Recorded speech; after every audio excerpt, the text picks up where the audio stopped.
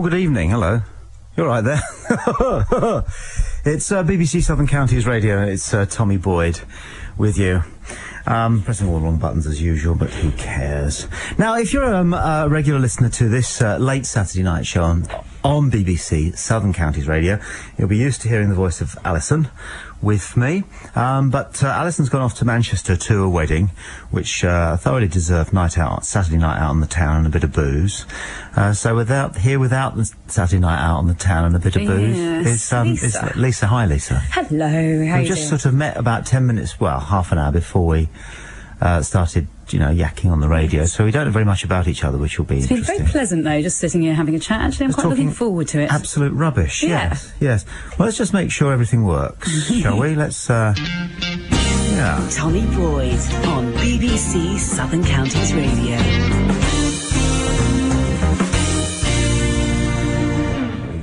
Pretty much got everything cracked. So, can I just, Lisa, take a moment just to speak to people listening, whether you're at home or in the car or whatever. The phone lines are open as per usual. Just let me check that. If you want to give us a ring and join in any of the conversation, I don't like to call it a phone-in programme. It's just if you feel like joining in or changing the conversation, for example, then if you call our number, which I'll repeat in just a second, because you've never got a pen, have you, if you're like me? It's, let's have a look. It's 0845 957 0057. I'll do the numbers again in just a second. Plus, if you want to contact us using email or text messaging, I'll explain how that works in just a second. Then what happens is if you ring, you'll hear your phone ringing, and then after a few rings, you'll just hear people talking, and that'll be Lisa and Tommy, and then you just join in from then, unless you're on the suspended list. Do we have a suspended list? Yeah, we do. Ooh. We do. There's a couple of people on it. How do you know? How do I know? Yeah, how do you know who's suspended? Well, just when they come on and say who they are? No, because the technology is fantastic, isn't it? Ah. Are you impressed? And when somebody rings the radio station, I've got a computer screen to my right. Yes. And that ought to deliver the information, some information about them, including their telephone number. Uh-huh. And so I've got telephone numbers that I don't allow onto it, because they're suspended. Not because they're controversial. Yeah, what do you have to do to get suspended? Be tedious. Okay, got you. But, I mean, be tedious badly. Because I think... As opposed to tedious in a fun way. Yeah, well, I think this show, hopefully, Allison and myself, and now Lisa and myself, we'll be sort of tedious well. So we're not setting a bar very high here. Oh, good. If that's all right. So here's the numbers then. 08459 570057 if you want to contact the switchboard. Since I have to turn round to look at the switchboard screens, if you see red lights coming on... I will, yeah. Do you know what you're doing with it all? Oh, God, no. You can text us 07786 20 70 70.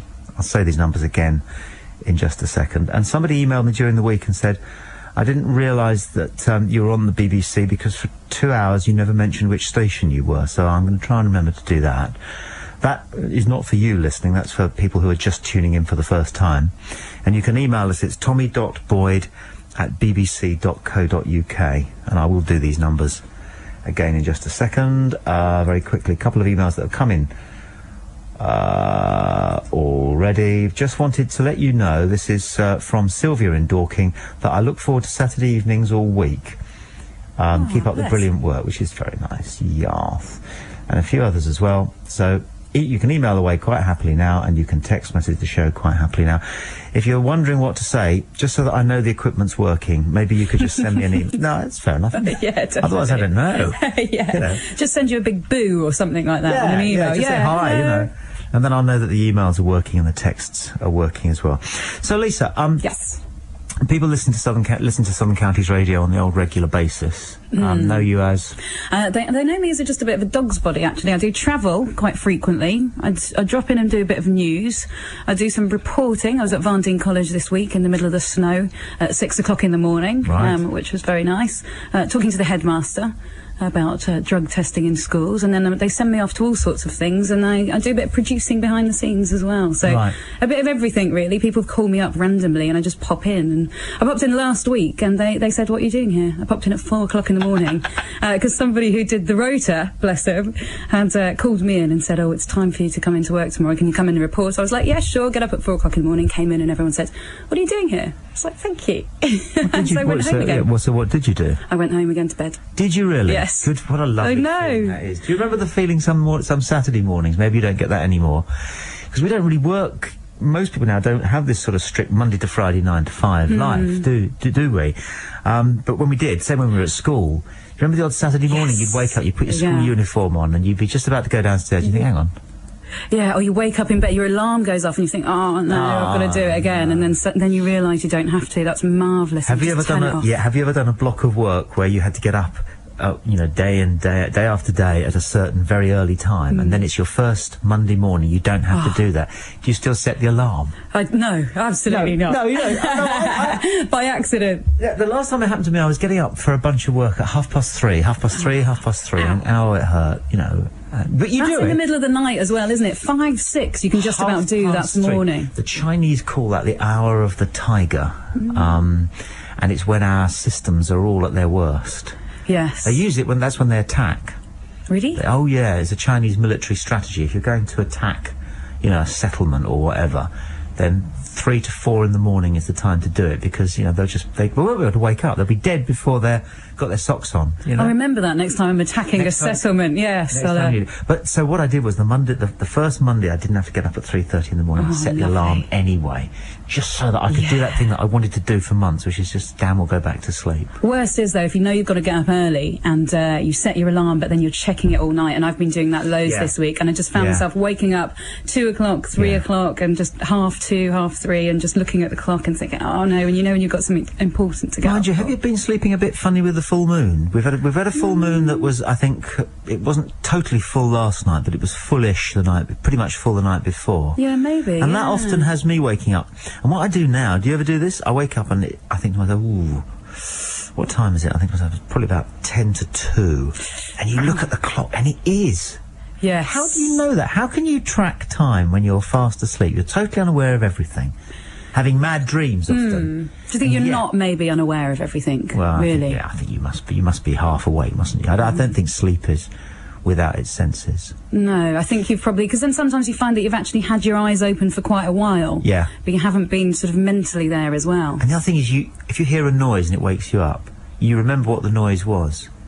But the noise has finished before you've woken up. That's really weird. So you must, you must be sort of vaguely... conscious, or at least monitoring things. There's another one actually. If you wake up, if you set the alarm for 6 and you know you've got to wake up at 6, and you wake up by accident and it's 2, and you think, oh God, what time is it? And it's 2 and it's not 4. That's fantastic. Yes. If you wake up and you're still absolutely really, really tired and it's 5:30 and you know you've just got half an hour, that's awful. Or you've got to get up at 3. Yeah. And so you're really good. You go to bed at 9 o'clock, but you can't sleep. So at 10:30 you think, well, I'll have a glass of milk. So you do that, you go back to bed, and you still can't sleep. You toy with having a bottle of wine, but at least you'll sleep. But no, you mustn't do that. Just pass out. And, and it's 1:30. And you've got to get up in an hour and a half. Oh, no. But you're still trying to go to sleep, still going, oh, come on. And then you finally fall asleep at 3:20. It's worse if you're going on for like holiday or something like that, and then you've got to go to the airport and it's all that hassle in the morning. The amount of times I've done that going up to Gatwick, and you've got to get a cab up there at like sort of half an hour, and I just leave about half an hour to get there and just think, sorry, we must talk about this, because one of the 3 or 4 things I've gleaned about you whilst we were enjoying David's programme is that you're a seriously travelled person. I am actually, yes. Yeah, which I think is a huge credential. It can only broaden everything. Well, not the hips, but I mean, it broadens your heart, mind and soul, I think. I was in South America for the first time this year over Christmas and New Year. I went to Argentina and to Uruguay, which was absolutely amazing. Yeah. I had no idea what to expect, and I didn't really want to go. I mean, I wanted to go, obviously, but it's, some people have a burning passion to go somewhere. I just thought, hey, that sounds good. And absolutely amazing. Just the scenery, the people, the wine, all just stunning. Wonderful. And beaches, just deserted beaches that you don't hear about Uruguay, do you? No, I don't know anything about Uruguay. What do I know about Uruguay?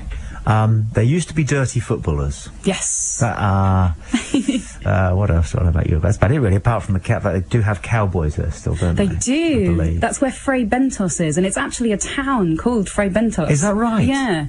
The factory's there now. I think I didn't go, but it's just a museum. But apparently it's quite a... because they used to slaughter just thousands of cattle. It's quite an eerie place to go to. Oh, right. But the white beaches, lovely people, food and wine that are just amazing. Well, we finally found something totally in common, because my wife's father used to be the managing director of Fray Bentos. Good job we didn't say anything nasty about corned beef products there. You sort of you were drifting in that direction. I was in the starting blocks there to shoot you down. Good evening. It's I'm talking to you listening. It's BBC Southern Counties Radio. I'm Tommy, and Lisa's here. What's your full name again? I'm Lisa Francesca Nand. Well, it's a hell of a name, isn't it? I know, it is. I went to school with I went to school with about 10 Lisas, which is really rare in a school of just about 200 people in Spain, an English school. And about 4 of my best mates were Lisas. So we all had nicknames from our middle names. All my friends know me as Chessie. I'm Lisa Francesca.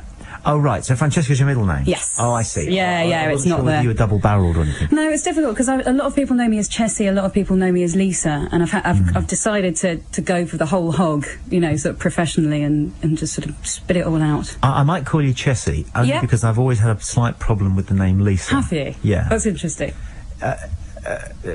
Not, but all it was I once went out with a girl who used to keep saying to me, it's Lisa, not Lisa. But then I couldn't get my head around which one it was or wasn't. So I ended up calling her love, dear, ducky, darling. Somebody I was with in the end for months, but I didn't want to risk getting the pronunciation wrong. If you've ever been out with someone or you know someone of a name and it hasn't gone very well, then you don't like that name. No. Oh, no, it went fine. It was just that it did. But you're a Lisa. I'm a Lisa, yes. And you're not bothered, if somebody called you Lisa, you wouldn't? No. Why bother? I don't think myself toad-face, anything, call me whatever you like. But Lisa's more common than Lisa, isn't it? So that's where you were probably struggling. What do you mean? Frequent? Or common, mate, you know what I mean? Well, I went to school with 10 of them, so I'd say I'm probably pretty common, yes. And do you know why you're called Francesca? Do you know how you got your middle name? Do you know how you got Lisa? At the time I was born, it was just a few years after Lisa Marie Presley, and that's why there were quite a few Lisas born in the sort of mid-70s. Okay. But apparently it was nothing to do with that. My parents liked the name. Just like the name, yeah. Yes, and Francesca's a nice name, isn't it? It is, and you've got that freedom, because... I think. Is it? No idea, actually. No idea? No. I think I've asked them, and again, I think there wasn't any exciting story about it. Oh, well, there is, but you haven't been told what it is yet. No, they haven't made one up exciting enough for me yet. No, they don't know. They didn't want to betray it. I think I know what the reason is. Remember. What do you think the reason is? Come on. No. I know. I'm a bloke. Blokes know. I know why you're called And my parents are emailing in as we speak. Are they listening? Probably, yeah. They're in Spain, I know why you're called Francesca. Do you? Your dad does. Does he? Yeah. What is that? Is there a famous Francesca around the time? No. It's just, Shall I tell you my theory? Yeah, go on. If men are choosing names for a prospective daughter, they mention names that are quite ordinary and normal, you know, that they like. They like the names. Why do they like the names? I see where you're going. Now, who was she? This Francesca. No, who was she? He knows. He actually might not know. He might not know. It could be subliminal. And my mum will probably definitely not know. No, she won't know. God knows she won't know. No, it's go back You've to opened a whole can of worms. They've been together 40 years. The old can of worms.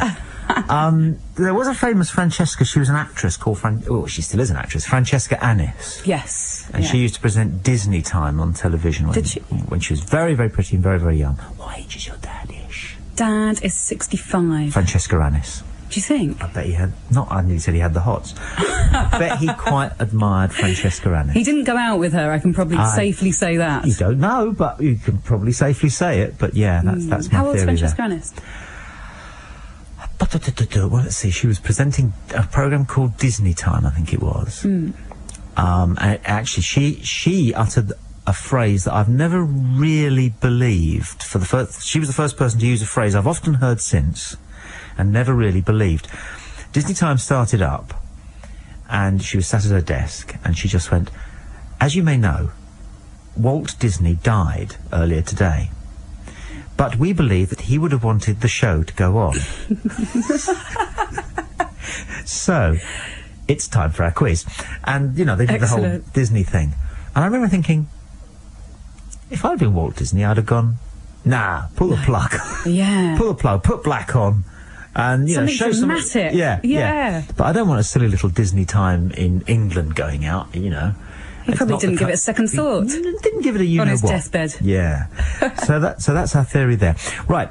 We've got some nice tunes this evening as well. I forgot to mention that. We've got Beautiful South, fantastic band. Shocking Blue, Fleetwood Mac, The Fortunes, 10cc. You told me you like 10cc. I do, yeah. I think I only know a couple of tracks. I only know the two obvious ones, which I can't think of right now. No, Dreadlock Holiday. Yes, great track. Okay. Love that. Neil Diamond's in the mix, and Johnny Nash. And I always get confused between Johnny Nash and Johnny Cash. Johnny Cash is the only country and western singer I think I really seriously like. Yes, and he's got... there's an amazing album that's been out in the last year, actually. Well, it's come to my light in the last year, where he's done covers of tracks by sort of modern sort of rock singers, like Nine Inch Nails and that sort of thing. And there's tracks there that could just absolutely make you cry. It's just the most amazing... They do. You listen to them, and it's really, really emotive. And I think it was around the time that his wife died, and he was going through a bit of a bad spell, obviously. No, it's Johnny Cash. It's a very talented man. Yeah, he is. Yeah, and he was funny, too. But Johnny Nash is what we've got. Johnny Nash is what we've got, yeah. But Johnny Cash, what was his... Did you hear his one, which was the guy who built a car, a Cadillac, by stealing it over a period of 27 years, because he worked at the factory where they made Cadillacs. So on the Monday, he stole a bolt. On the Tuesday, he stole the nut that goes in it.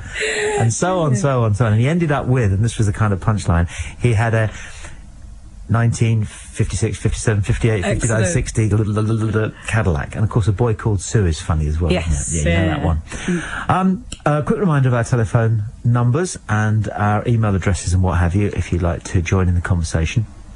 It's Tommy and Lisa on BBC Southern Counties Radio on a Saturday evening. And the switchboard number is 08459 5700. Oh, but I forgot to mention Bob Staunton's been suspended. Again. Normally, until 10 o'clock. Normally this programme starts at 10, Lisa. I'm telling you something you don't know. Yes, yeah. I'll just agree with you. Oh, it's normally presented by a man called Bob Staunton, but he's been suspended. Yes. For... Oh, God, I got the memo. In fact, I'm supposed to do the apology. What's he done now? On this programme, on January, I think it was the 27th, during an interview with the Chief Registrar at Oak Hill Hospital, Bob inadvertently tried to sell one of his kidneys. And when the Registrar pointed out that that was unlawful, Bob offered to swap one of his kidneys for another item of anatomy in full working order. A word that I'm not allowed to say, although Bob did, but it rhymes with schmesticle. Okay. And... A very well-known word, that. Yes, yes, but I haven't said it, so you can't... No, schmesticle, I was saying. That's it, schmesticle, yeah. When it was pointed out to him by the Registrar that that was both illegal and, at this moment in time, clinically impossible to have a schmesticle transplant, Bob said that he thought he could do it himself with a pair of nail scissors and some super glue. And that's what's got him into trouble. So Bob is suspended for this evening, but as far as I know, he'll be back. Do you think you've got in trouble now by repeating the whole thing? I haven't, have I? Because I said schmesticle. That's you can say schmesticle. No, it's if anybody wants to read anything into that, then they can. But I haven't said anything. In fact, when you say the F word, you know, that, everybody knows what you mean. That's it true. Exploded in their mind, but apparently it's perfectly lawful. In fact, it's encouraged to say the F word, you know. Really? Well, sort of, because it means that, you know, you're responsible and grown up. It shows you as being a responsible person. That's true. You see? Yes. So, 08459 570057, the switchboard number. You can email us by addressing your email to tommy.boyd at bbc.co.uk, and we've got stacks of emails coming in already, and loads of text messages as well. For example, hi Tommy and Lisa, I used to go out most weekends, but now I stay in to listen to informative, entertaining and thought-provoking radio. That's Tommy. Tony, I beg your pardon, from Chertsey. Romeo has texted just to make sure that we know the text is working. Thank you for that. Sue in Wimbledon says, I've not been able to listen for a couple of weeks. What happened to the Bob Staunton? I just explained that. And a man who's suspended, who lives in Hastings, has texted to say that he won't be annoying us this evening. So oh, that's really? Cool, isn't it? Oh. Yeah. So, it's Man-Eater, BBC Southern Counties Radio, Tommy and Lisa, or Chessie. Whatever you prefer. Whatever you prefer. I've answered to a lot worse at some point. You have. I'll bet. We all do, don't we? 08459570057 is the number. And if you call the station and you hear the phone ringing, just let it ring. Eventually you'll hear people talking, and that will mean that you're on the air. So we're taking calls unscreened, which is quite good fun. You can email us tommy.boyd@bbc.co.uk or text us 07786 20 70 70. Matthew Miller has emailed Lisa. We better be careful about this one for all sorts of reasons, but he said that there's a conspiracy theory going round about the awful tsunami that happened in the Indian Ocean on Boxing Day. Right. And I'll read what that conspiracy theory is, but I still think that was such a mind-numbingly traumatic event that I don't really feel... Thanks for your email, Matthew, and I'm sure that there's nothing untoward and that all you're doing is reporting, I wouldn't be surprised, activity on the internet, because the internet consumes conspiracy theories, doesn't it, Lee? Yes. Are you a fan of the internet? Do you use it much? Yes, for email, because I'm sort of in constant contact with friends and people abroad and that sort of thing. And I book all my holidays, and I do travel a lot, as you said, on the internet. And I read the news actually on the internet at the moment, because you find yourself in an office and you don't have a newspaper, and you can have a cheeky sort of glance through the news with people thinking you're working, which is quite nice. Is that how you do it? Yeah, you can get all the newspapers online. It's great. Yeah. Don't disturb me. Very busy. Very busy. Oh, the sun. Well, we used to take comics to school and read them inside the exercise books, but I think that's... But you've got to be really... You've got to have your cursor over the button that sends that page away, haven't you? Permanently, in case somebody comes round and not checking up on you, but notices that you're... Technology's done a lot for that, because you can text your mates when you're at work as well, and like when you used to pass notes to people in class. Did you ever used to do that? No, I got into trouble once. I got into trouble once because James Wilmot tried to pass a note to Janice Turner saying that he loved her, and I fancied her. So I handed the note to Sir, and Sir told me off for being a snitch. Absolutely. No, I wasn't a snitch. I was in love with Janice Turner. He didn't understand. Did you tell him? Did you say? I didn't. It was because you're lovesick.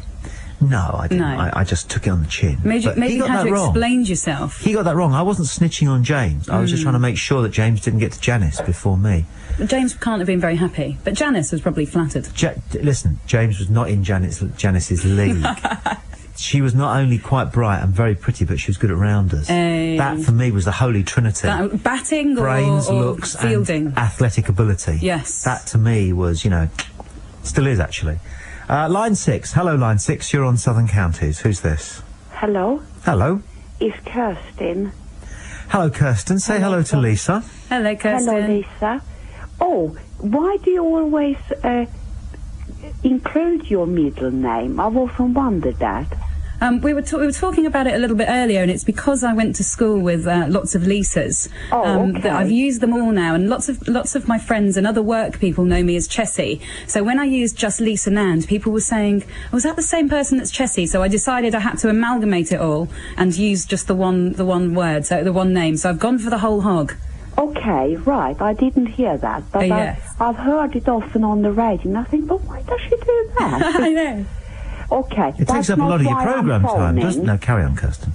Hello? Hello, carry on, sorry. Yes, is Allison not there today? She's gone to a wedding in Manchester. Okay, I'm phoning because, she often talks about having children. She does. Yes, and I wanted to say, in my view, the best thing you can give your child is your time. Because so much goes with that, your experiences, your highs and lows. Well, I know, Alison. Does she have children? Fill me in on this one. She doesn't. No, she doesn't, but she's getting married in July. Yes. Would you pass it on to her? I will. I will make a note of that. Give her children her time. Yes, and I would be very interested, Tommy, to hear if you agree with me on that one. I think, yes, you have to give your children an awful lot of time when they're small. Of course, there's no option, really, is there? No. It's as they get older that you face challenges, because my teenagers, for example, are starting to grow away from me a little bit. And yes, so have mine. Yes. But I always felt that's what I wanted to give them, my time. Absolutely. Never mind an untidy house. No. Is it a bit of a tip then, your place? Life, and we spend hours in the park, you know. Yes. It's a bit of a tip, your place, is it? Or at least it was.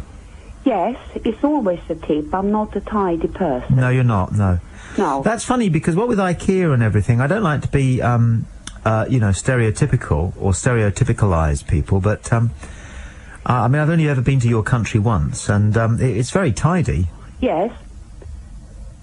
And I guess I've had that rammed down my throat. Oh dear, that's too much. Is she Swedish? Yes. You're Swedish, aren't you? I see. I always find people are more important than things. Yes. Yes. Kirsten rang up originally. I remember Kirsten, Lisa, her first call to this show, and it was because she wanted people to speak English properly. Yes. And so we got you to correct a song, didn't we? What was it? Do you remember, Lisa, Kirsten? Yes, Me and Mrs. Jones. That's it. It should be Mrs. Jones, Mrs. Jones and I, yes. We are having an affair. Yes. It is not correct. It's not correct. No. That was the lyric, wasn't it? Yes. Because it went. We've got a thing going on. Yeah. You felt it should be we are having an affair. Yes. And we both know that it's wrong. You felt that should be changed to it is not morally correct. Well, grammatically correct. Good idea. No, pardon? Grammatically correct. It wasn't grammatically correct, no. No. Beautiful. That's what I was objecting to. Kirsten, lovely to talk to you as ever. Thank you. Thank you for your call. Okay. Bye-bye. Bye. Very nice lady. I really like that idea, actually. I think we should do that to all sort of pop songs and reword them into the correct form. Well, could you, though? Yeah, I can't think of it. Well, the Beatles messed up an awful lot of the English language, didn't they? I mean, Can't Buy Me Love, it's just not remotely grammatical, is it? No, I don't generally tend to use it in day-to-day conversation either. But I think that there was something deliberately, and there always is in music, there's something deliberately young about not using English grammatically that appeals to the core audience, don't you think? Yes, I think so. But I think also you've got to fit it to the rhyme, and I think in poetry as well, you get a lot of that. Do you read poetry? No, I think not since I was at school. Actually, not actively. Again, to use Kirsten's phrase, you get it rammed down your throat, don't you? Yeah. A little bit. Have you ever written a poem? Yes, I have. Yeah, I used to I was a brooding adolescent, used to spend a lot of time wandering around on my own, being dramatic and writing things. Did you? Yeah. Did you write poems about the meaning of life, or love, or both of those All of those, yeah. All of those things, really bad poems I can imagine right now. I used to write a diary as well. I wrote a diary every day from the age of 11, and I still write one now. Do you? Every day? No. When I say still write one now, so about once a year or something. I think it's a really good thing to do to write a diary. I love looking back at my old diaries when I was 11 years old. Yeah. It's amazing looking into the mind of an 11-year-old. Yeah, absolutely. Yeah. Oh, your children would look at that. My boy, eldest boy, found a diary that I kept when I went to America for the first time. 3 months I was out there, and I wrote a diary every day. How old were you? I was 18. Great. He's 18 now, and he said that it's really interesting, Dad. He said, because I know what you're like now. He said, but I can tell from your diary that when you were my age, you were like me. Brilliant. Yeah. And exactly so it's quite a bonding thing. Yeah. Some of it makes you cringe, though. Oh, God, yeah. What, the highfalutin stuff? Yeah. You used to write highfalutin stuff? Oh, absolutely, yeah. Beautiful. Oh, God. So embarrassing. Did I really write that? 08459 570057. It's a Saturday evening, BBC Southern Counties Radio. And it's Tommy and Lisa. And what we do is just try and talk as normally as we can. Sometimes we talk about nothingy things. Sometimes we talk about things to do with ourselves. I don't know, we might get onto Camilla and Charles or issues. It could happen. But then I think to myself, Lisa, it's a Saturday night. Do we want issues? I think issues are for 8 o'clock on the BBC, 8 o'clock in the evening on BBC Two on a Tuesday. I mean, here's a piece of music that strikes dread in your heart. Ready? And you go, oh no, you'd run out. It's Panorama. Yeah. But where could you go? Because, that's all it is, Panorama. So we just talking about whatever occurs to us, really. What is there? There's football, isn't there, I suppose, inevitably. And then there's travelling around the world, which is something we'll come back to more than once with you. Because what's the next country then? Tell people at home, because I'm really impressed with where you've been so far. Where I've been so far, well... I tell you where I haven't been. I haven't been to Scotland. I really want to go to Scotland next. Normal. Isn't that bad? It's normal that I haven't been, or normal that I should go. All right. I bet you I can tell you some places you haven't been. I bet you haven't been to the Tower of London. No. There you go. And I used to live next door. There you go. I bet you only ever regard Trafalgar Square as a bloody nuisance of a roundabout rather than one of the world's great tourist attractions. Recently, I've tried to change that because I love going to the National Gallery, and I've made an effort since it's been paved up and everything at the top there. I really like Trafalgar Square, and I've made an effort. I spend a lot of time in London. I've actually made an effort to try and see it as a tourist would, and sort of appreciate the architecture. Cause it's one of the best cities in the world, isn't it? London. Yeah. It depends where you are in London. There's parts of London, really, which remind me of sort of like post-war Prague. Not terribly vibrant. No, really. I was in Prague 2 weeks ago, actually. Oh, she's so travelled. We'll have to come up with some sort of geography quiz format for you. Yeah. Go on, what's Prague like now? Don't say South London. I've never, it's a bit like being in Lewisham on a Saturday night. Exactly my point. It was amazing. I just spent a load of time. Balham. Yeah. Just cobbled. I hadn't been before. Very cold. Cobbled streets and just. Are you knocking off countries now? I mean, you got a list. How many countries are there on Earth? Do you know? No, I don't. I believe there's about 192. Do you? Don't email me. It's not. I've been to 27. That's good. Is it? That is it a bit sad that I know that? Really good. No, of course it isn't. It's not sad that you know that, or it's not sad I've got a mate who knows he's had 51 girlfriends. Those things aren't sad. But you just, got a compartmentalised mind. That's including England, though, so maybe I could knock that off because I was born here. But you've been here? Yes, I've been here, Yeah, no, that quite frequently. But could you ever go to England? But I mean, you lived somewhere else, didn't you? I've lived in. I was born in Spain and grew up in Spain where my parents lived. No, I was born in England. What am I talking about?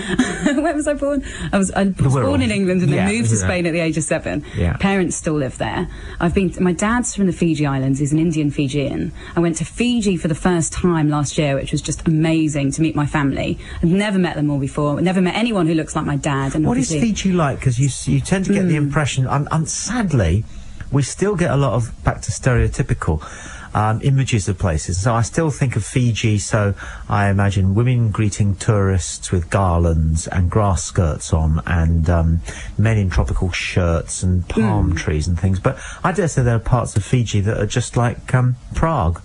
No. No? Fiji is incredibly interesting, and I didn't know what to expect. My dad grew up over there on a farm, so in quite primitive conditions. What sort of a farm? Just like what we call a sugarcane farm. Right. And so when myself and my partner arrived there, I had no idea what to expect. And, it's a big homecoming. I've never been to my dad's country meeting. What language is spoken? English. Well, my dad's an Indian Fijian, so they speak Hindi. Okay. But there's two. The population is virtually split into two. Indigenous Fijians, and those are the big rugby player types you see. Yep. And Indian Fijians, as we were talking about, Vijay Singh, who's an Indian Fijian. Now, are all the indigenous Pacific people what we call Maoris? No, they're not. Right, no, okay. They're Melanesian. Okay. But originally Africa from a long time ago, but I don't really know how it works. No, but they're not Maoris. They've got sort of bigger hair, generally, and bigger hair. Yeah, you can tell the difference. Honestly, it's strange. Really. But the thing about Fiji is, it's really politically unstable. How big is Fiji? It's there's 300 islands. Size-wise, I'm not too sure, but very small. No. You can cross it in a car. It takes 4 hours to cross it, and that's on really, really bad roads. But all the islands aren't connected, are they? Or are they? No, not at all. No, a lot of people that live on one island haven't been to another island. It's still very third world, and you don't get that impression. You think it's full of luxury resorts, and which it is as well. There are the luxury resorts, but on the first night, I didn't know what to expect from my relatives. I didn't know whether they were still living in mud huts and don't laugh, they actually do. Some of them do live in mud huts. That's not just a sort of stereotyping it. But on the first night, we were picked up by my uncle in his Range Rover, taken to like the best restaurant. We sat next to the Prime Minister at dinner, was sitting on the next door table, and I was really expecting it to be quite primitive. But then when we moved into the country and sort of visited people on the farms, we realised it was, and they're living in sort of tin shacks, nice tin shacks, I have to say. Yes. And beautiful country, but it's amazing, though, really, really stunning. Yes, the only people I've met who lived in a hut, it was when I visited Ethiopia. Although parts of the West Indies people live in corrugated iron, single-room shacks. And again, same thing struck me. It was just how clean and tidy they were, how tidy the dirt was on the floor. Do you know what I mean? Yes, yeah, very. And I always remember as well a woman who had to go and get the family water. And she did this by walking 4 miles in the morning, beautifully dressed, lived in a mud hut, but beautifully dressed in, I don't know what you call it really, closest I could come to it would be to call it a sari, because it was a long gown with silk and it covered over part of her head. And she walked to this mud hole to get the family water, which was for drinking and cooking and washing and everything, in a rusty old oil can. Gosh. And then she made that can of water last all morning. So she did all the family's food and breakfast and everything and washing in that. And then at lunchtime, when the family went off, after they'd come home from school for lunch, she'd walk all the way to the watering hole again. So she did 16 miles a day. Half of them with this bloody great can of water on her head. And there's just us turning on the tap. But she was, Do you know, it's interesting you say that, because since I saw her, I have never peeled potatoes underneath a running tap. Really? No, I can't bring myself to do it. When you fill the kettle for a cup of tea, do you fill it just for the cup? No. Well, yeah, kind of. Well, it's quicker. I mean, I can't pretend I'm particularly ecological. No, I fill it right up. I know every time I do it, I shouldn't do it. I just don't know. It takes longer. I'm not very good at domestic things, actually. Well, no. Well, we've all had a kettle boil dry on us. Haven't you? Haven't you blown up a kettle once because you didn't put any water in it at all? I've never blown up a kettle. Hung over, turned the kettle on, think, oh, I'll come back for that, I'm going to have a wee. Suddenly, what's that? And poof, it's gone like that. You've never done that? I've never blown up a kettle. I hate saying that because I know tomorrow I am going to blow up a kettle. That's interesting, isn't it? Well, as in life being a self-fulfilling prophecy. Yes. Yeah, or just because I'm useless around the house, I think. Yeah. Well, you will be as long as you say you are. Yes, and I think I've actually said I am for a reason. You need a life coach, I think that's what it is. No, I think I just don't want to do it. So I think I'm trying to... But are you consciously trying to avoid tasks, particularly kitchen-orientated tasks? No, not now. Duties? It's developed or into... unconsciously by doing them badly? I started off not wanting to do it.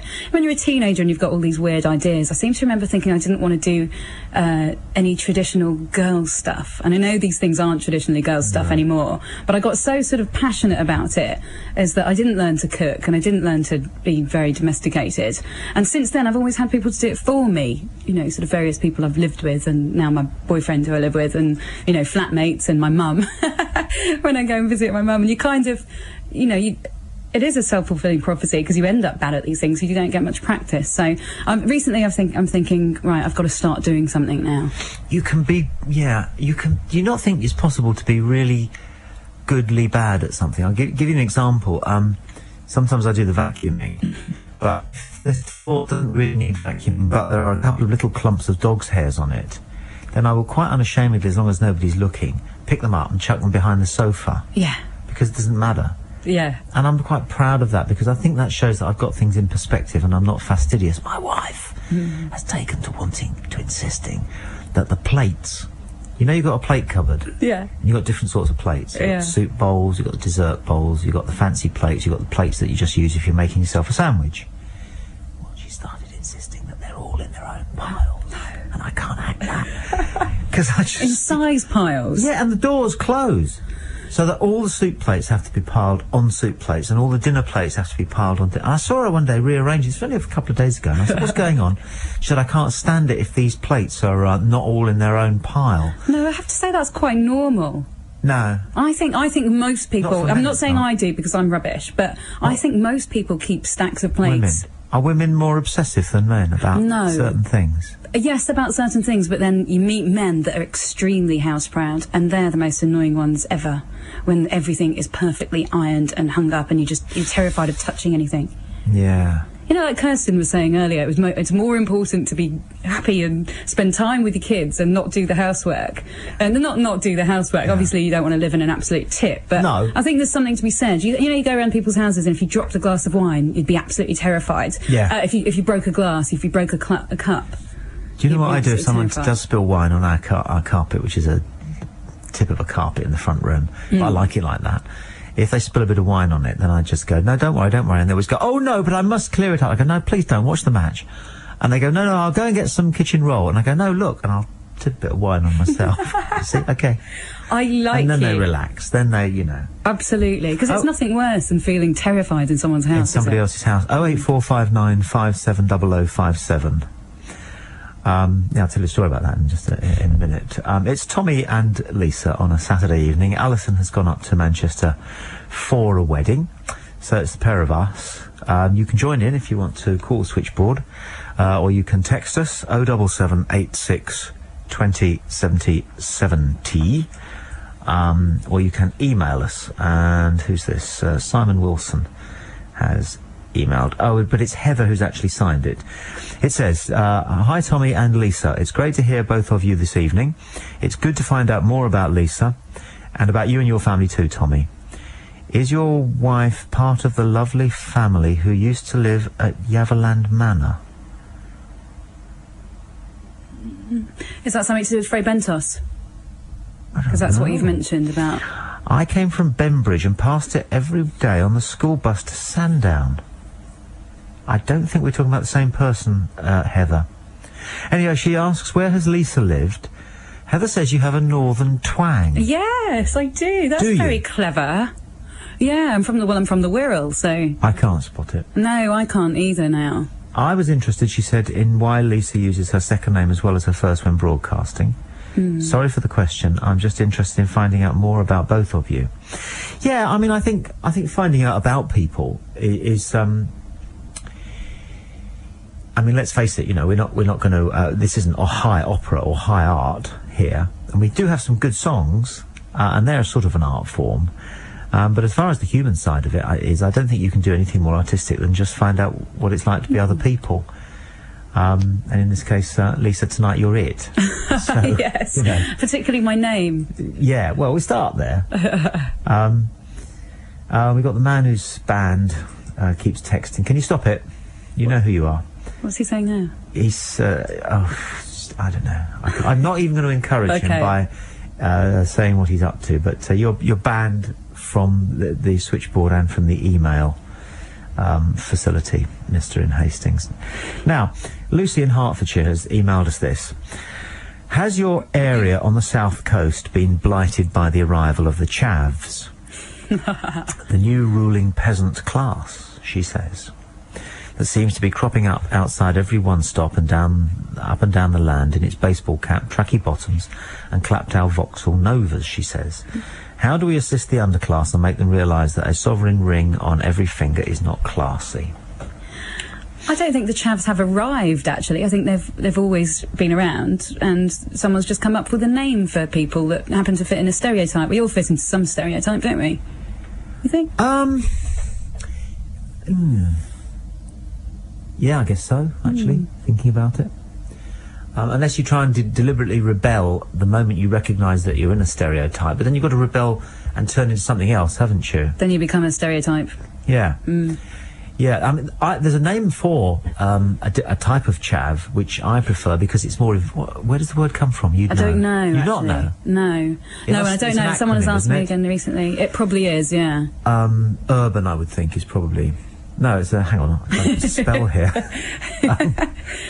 I've no idea. Is it from chauvinism? I don't know.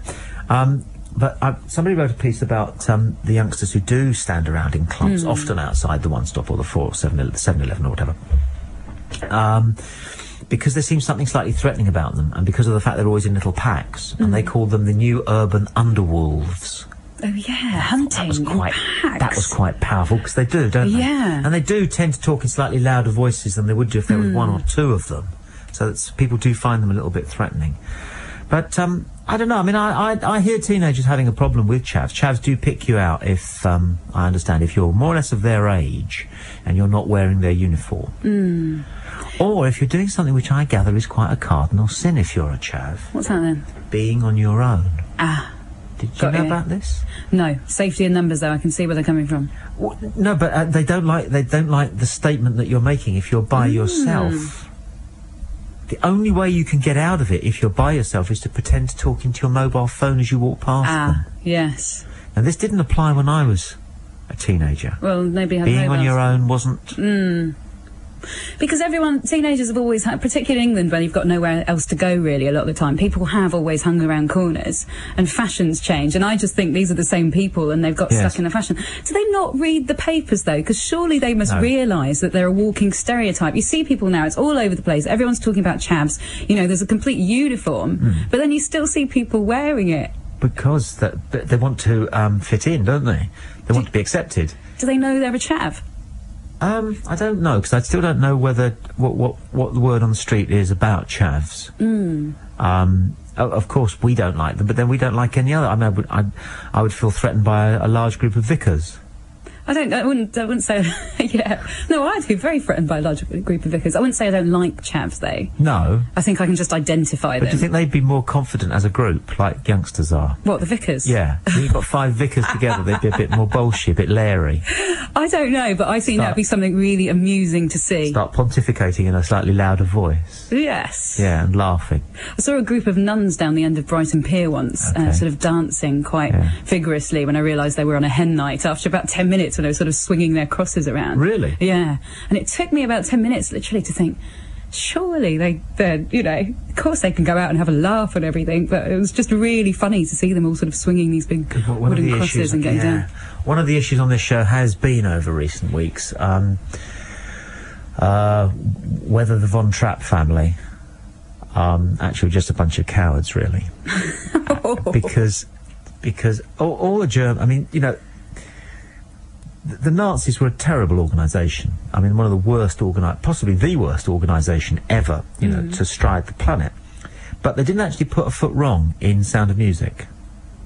I'm trying to think back to the Sound of Music, which I haven't seen for a while. Didn't commit any crimes, moral or lawful. All they wanted him to do was fight for his country. You know? And he put his whole family at risk by trying to get them over the Alps. And there's not a hint of what was going on. It's a true story. Yes, it is. A friend of mine's from Austria, and her nan lives on the opposite hill to where the Von Trapp family lives. That is a claim to fame, isn't it? It is a true story. Yeah. But maybe when was it made? The Sound of Music. Sound of Music, 68, 69, 70. Yeah. Well, films just didn't. Some films, popular films like that, didn't take on the sort of gritty realist approach, did they? It's a musical, you know. Well, my family, we've got a lot to thank the Sound of Music for, because my wife and I, just after we got married, we went to the pub one Sunday lunchtime and we came back, and the only thing that was on the telly was the Sound of Music. So we went to bed. And the result's Jack. Oh. So that's... What were you not tempted to call him? I can't think of any of the Von Trapp children, but... No, there was one I quite fancied. What was her name? Angela Cartwright was one of the little... she was about 14. Oh, right. And I think when I first saw it, I was about 17, so that was quite legitimate. And then she went on, she was in a terrible television programme, which was way before your time, Lisa, called Lost in Space. I've heard of it, yeah. You've heard of it. But it's one of those programmes which you kind of remember... if you were to like 14, 15, 16, and this girl Angela Cartwright played a real dreamboat of her. Again, she was only about 16, but you know, I was vulnerable. No, I think we nearly called him Guinness because that played its part in the yes, yeah. That's a good name, Guinness, actually, isn't it? Guinness is a good name, maybe for a dog or something, though, not for your child particularly. I don't know, it didn't work too bad for that actor guy, did it? Who? You know. No. You don't need to see our passes. Oh, him. Yes. Oh, you didn't get him from that, did you? You're lying. No, I thought you meant the man in the Guinness ads. You don't mean that at all, do you? It's someone called Guinness. Alec Guinness. Oh, Alec Guinness. It's his surname. I know. But actually, yeah, good first name. 08459 570057. It's Tommy and Lisa on a Saturday evening on BBC Southern Counties Radio. Paul, let's have a look, Mike Roberts has emailed. We're a couple of gay slobs. No, a gay couple of slobs. Been living together 3.5 years. I recently threw away everything in the kitchen bar. He said, and it was this. 2 tablespoons, 1 teaspoon, 2 dinner plates, 2 bowls, 2 knives, 2 forks, 2 pans, and 2 coffee mugs, and the sink is still full. He says, and where's that nice Bob Staunton? And, I don't know whether I can read this out. Go on. What do you mean, go on? Supposing it turns out I can't, because it's a phrase I don't understand. Oh, really? Do you want me to have a look? No, I'll take the chance. They say, and will that nice new woman be our fag hag, as she sounds suitably classy? Oh, no, I do. Right? Yes, yeah, I've been a fag hag in my time. What is a fag hag again? A fag hag is someone that hangs around with gay men quite a lot, which I used to work in a gay bar called Greens in Brighton years ago. It's not a great gay bar now, and it wasn't officially a gay bar then, but it was run by gay people and became a gay bar. And I was a bit of a fag hag, I was a bit of a clubber, and it was a lot of fun. But I've kind of moved on from that scene at the moment. Like most men, you occasionally wonder, might I be gay? Because you don't know. I think everyone's got a bit of gayness in them. That's what I think. So occasionally, if David Beckham is on, or the ballet's on, you just look at their bottoms and just see if it does anything. And you're very relieved when you find out that it doesn't. But the one thing, because it's complicated, but I do envy the parties. Because our gay friends just simply have better parties than we boring straight types. They just do. Yeah. Scene gay men seem to have that sort of thing, but then there's a lot of different gay men, aren't there? There's gay men that just live together as couples and, you know, just do... Then not everyone's sort of out in the scene being... No, but generally speaking, a lot of their acquaintances will be straight people and, and plenty of magistrates or bus drivers or whatever, but they will also have a kind of a gay scene, even if it's a Terry and June type gay scene. Fair enough. But even their parties will be more fun. The dialogue tends to be a little bit more sparkly, I don't know. Yeah. I don't know. 08459 570057. I will take a tune from Johnny Nash as discussed. And then, I don't know whether it's worth taking the risk, because it will be controversial. You don't mind arguing with people, do you? No, I'm... You don't mind witnessing a bit of blood on the walls?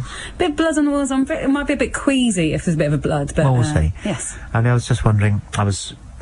chatting with some friends last night, and the subject of Camilla and Charles came up, and it's not something I really have got all that bothered about. No.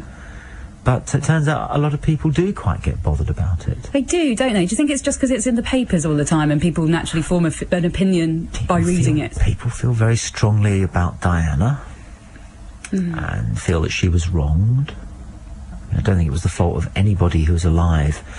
Nowadays, certainly, in the royal circle, what happened to her? Don't actually believe any of the conspiracy theories, I think. Just think it was a bit far-fetched. A rotten traffic accident. Awful business. But that's all. It wasn't a conspiracy. But a lot of people feel that she had she was very, very short-changed. And then a lot of people think that adultery is just wrong, and you should sort of, I suppose, be punished in a sense for the rest of your life because you've been... because you admit that you've done it, and so it gets passions, and it might be interesting to just sort of test the water on that one. So I will take calls 08459 570057. I suppose if you do feel quite strongly about it, and maybe you disagree with me, because my view is they're two people who are nearly elderly now, and they have loved each other for a long... You're nodding because you agree with me. I do, actually, yeah. They've loved each other for a long, long time. I'm just not bothered. People... And I'm not just let them be together. What's the problem? So my wife says to me, but why do they want to get married? Well, why not? And I said, well, why not? Well, why do we want to get married? Same reason we want to get married. Best not to delve into it too deeply, it's a public display that you love somebody. And they can hardly move in together, which a lot of us have the option to just move in together. And I know some people do probably disapprove of that as well, but they don't have that option. No. So they're essentially, I think they're doing the right thing. And, it's such a cliche for a man around about his years, the middle years, to get the sort of male menopause and ditch the wife who's 2 years older than you and find yourself with a gorgeous young lady with, legs up to her bottom. And Charles famously, in fact, I can't think of anybody else who's done it the way round that he's done it, in a sense has done the opposite. Back to front, in a sense. That's interesting. Yeah. Which suggests to me that he's perhaps, a very sort of well-grounded individual. And actually, all along, he really has loved this person, and he still does and wants to spend the rest of his life with them. I'm prepared to believe that. I'll never know for sure, but I'm quite happy to believe that. 08459 570057. Hello, line 1. Oh, hello there. Yeah, Hi. Listening to your discussion about Camilla there. Yeah. Well, I think one of the big issues is that he's supposed to be becoming, if he becomes king, head of the Church of England. And he's supposed to be setting an example, And having had this long-standing affair, whatever effect it may have had on Diana, I think he should maybe do the decent thing, marry Camilla, if that's what he wants to do, but then not take up the throne and not become head of the Church of England. What are your views on it?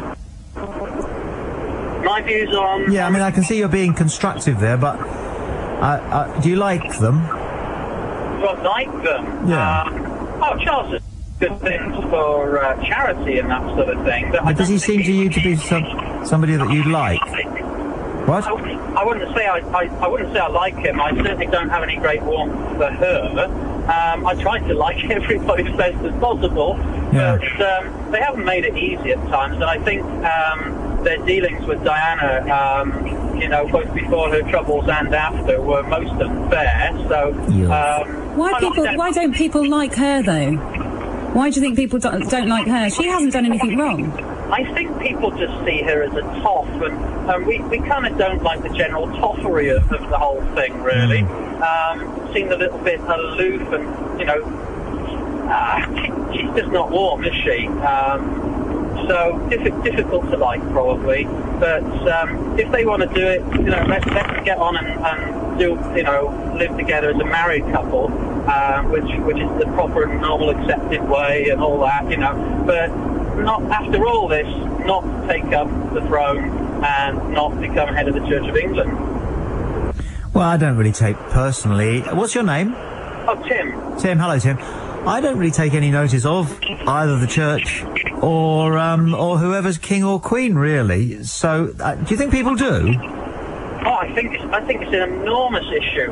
Yeah, no, but I've never met anybody who was in any way influenced by either what a bishop had to say or a king or a prince or a queen. Yeah, I think that a heck of a lot of people are. I preach in a lot of different churches. I beg your pardon? I preach in a lot of different churches, and I've heard people in pulpits saying exactly what I'm saying, that Charles is not fit to be seen as the leader either of the country or the church. Which religion are you then? Sorry? What religion are you? Christian. Yeah, but what sort of Christian? There's so many different types. Yeah, I work for a mission that's interdenominational, so I get to work with Anglicans, Baptists, United Reformed, Methodists, chapels that aren't affiliated to any particular branch at all.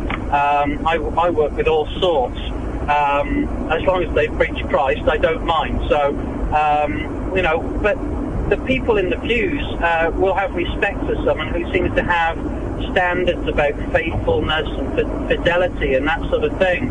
And so that's what I think a lot of people are looking for. They're looking for someone they can respect, and I think Charles has lost that a long time ago.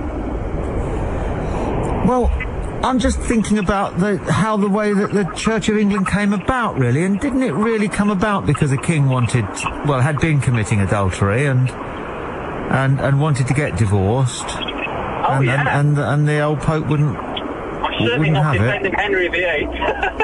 No. No, definitely not. But all the same, the church nowadays is looking for to put forward standards, and certainly the Bible does. And Charles is supposed to know about that. But I think he's the victim. But nobody's perfect. Agreed? I mean, Christ wasn't perfect. Christ was perfect. Nobody else was. No, hang on. I said nobody's perfect, including Christ. He wasn't perfect. Oh no, Christ was perfect. That's the whole point. No, he wasn't perfect. Yeah, if he hadn't been perfect, he couldn't die and rise again. It took someone who was perfect to die for other people's sins, so that then he could rise again. Yeah, that's okay. the whole thing about Jesus. All right, I'm not going to bother to take you up on that one, but I mean, basically nobody's perfect, yeah? Yeah. Yeah. And that includes Charles. It includes Charles. It includes all of us. Yeah. Right. So what you have to do with people is say, well, he's good at that, and he's good at. I mean, for example, Tim, you're not perfect. No, absolutely not. So what are you crap at then? What are you rubbish? What am I rubbish at? Oh, yeah. God. Well, Any number of things. I'm a normal bloke. What are you unethical about some things? I don't know. I've got a couple of speeding convictions. How about that one? The point with Charles is that he's supposed to be head of the Church of England. And if he's doing things that are, like having affairs and whatever, then surely he's kind of invalidated himself, hasn't he? Tim, do you not think that was a long time ago? And now these two people love each other. Why can't they just be together? Well, I'm saying, let them do the decent thing, let them get married, but maybe he should step back from a responsibility that he's clearly not really willing to take on. He's already said he wants to be defender of the faiths rather than defender of the faith. Oh, don't get technical with me. Well... It doesn't strike me that Charles is very keen to sort of take it on anyway, really. No, I think the Queen will hang on for as long as possible, and maybe Charles will have a quick stab at it, or maybe he'll stand down after a while, not immediately after he marries Camilla maybe, but just enough to take the heat off William and let him grow up a bit longer, and then let him take over. See, one thing that I've never been able to work out is this. If he loved Camilla in the first place... Yeah. How did the whole thing with Diana come about anyway? Was that his idea, do you think? Well, he was already wearing the Charles and Camilla cufflinks even on the day he got married. So, and people knew generally that Charles and Camilla thing was going on. So he shouldn't have gone through and married Diana, should he, really? Well, why did he then? Well, she had to produce heirs to the throne, so there was the baby issue, whereas what he was actually lacking was probably the mother figure, and so maybe... So I think what we're saying here, I think what we both know is true, I think what everybody knows is true, is that he was encouraged to marry Diana by the rest of the Royal Dragoons. And Camilla was already taken anyway because she was married. And probably the Church of England as well said, no, you'd be much better off marrying Diana. Yeah. And I mean, Diana's family traces way back to the Stuarts. So do you not think that since the royal family and the Church of England might have been responsible for him marrying somebody that he didn't love as much as somebody else, which would be a terrible thing to do? I mean, I'm against arranged marriages, I dare say you are, but it's got a sort of an element of that, it seems, to us from the outside about it, hasn't it? I think it suited the royal family for him to marry. And if the Church of England said, yeah, we'd actually rather have, the royal line maintained by, for example, somebody who might not have had a previous boyfriend, which was probably a key credential, wasn't it, with Diana? Maybe. I don't know Diana's history. No, but if the Church did actually influence in that way, don't you think the Church ought to say, well, maybe we played a part in him not being able to pursue his true love, so we'll just, yeah, we're speculating. We'll be kind about this one, because we might have actually been responsible. I say it'd be kind. Unwittingly. I think they should get married in... Because the Church isn't perfect, is it? No, the Church is not perfect, because it's made of ordinary people, and we're not perfect. That's the whole point about needing forgiveness, and Christ offers forgiveness to everyone. So, that's great, and I'm saying let's let Charles and Camilla marry. I'm not against that, forgiveness, let it be, but let's have Charles step down from taking this role that he's clearly not suited for of head of the Church of England. Very, very, very, very kind and forgiving of you, Tim. Thank you very much indeed for... Actually, I was a bit sarcastic there because I thought that was pretending to be forgiving myself. I don't want to judge Tim because he's gone now, but you know what I mean. Oh. What's going on there? Hello. I don't know how this works. Am I calling somebody? I don't know. I think you might be, actually. Who are you calling, though? Me. Well, no, it's a call that appeared on the... Oh, you're calling them back? No, I'm learning... we're trying new systems with the switchboard. I'm trying to invent new ways of doing the switchboard here, because I'm not... It's very important under certain circumstances, if you do this kind of radio, which gets called phone-in a lot, sometimes it's important like that? to screen calls. No, I don't like the word of it. I don't like the word, really, because I tend to feel that it creates the notion that the person who's on the phone is somehow not part of an it. equal part of it. And I'm really keen to try and make it just kind of like an open thing, you know. So there's you over there, Lisa, and there's me here, Tommy, and somebody rings in and they're more or less level with us. I can't let them stay all night. Not many people want to, apart from this bloke who I've suspended. Graham Forster has emailed from Hampton Hill. He said, Chaz is almost certainly from the Romany word for a child. Oh, really? Chavvy. Recorded from the middle of the 19th century. We know it was being used as a term of address to an adult man a little later in the century, but it hasn't often been recorded in print since, and its derivative, chav, is quite new to most people. It's interesting, we were saying this earlier, actually, off air. We were just chatting about swear words and words and where they have their origins, and a lot of these things, you know, like the chap's saying, do you have a history that they suddenly, you know, why do they suddenly come to the forefront again for no reason at any time? Is it because some journalist says it does? I don't know.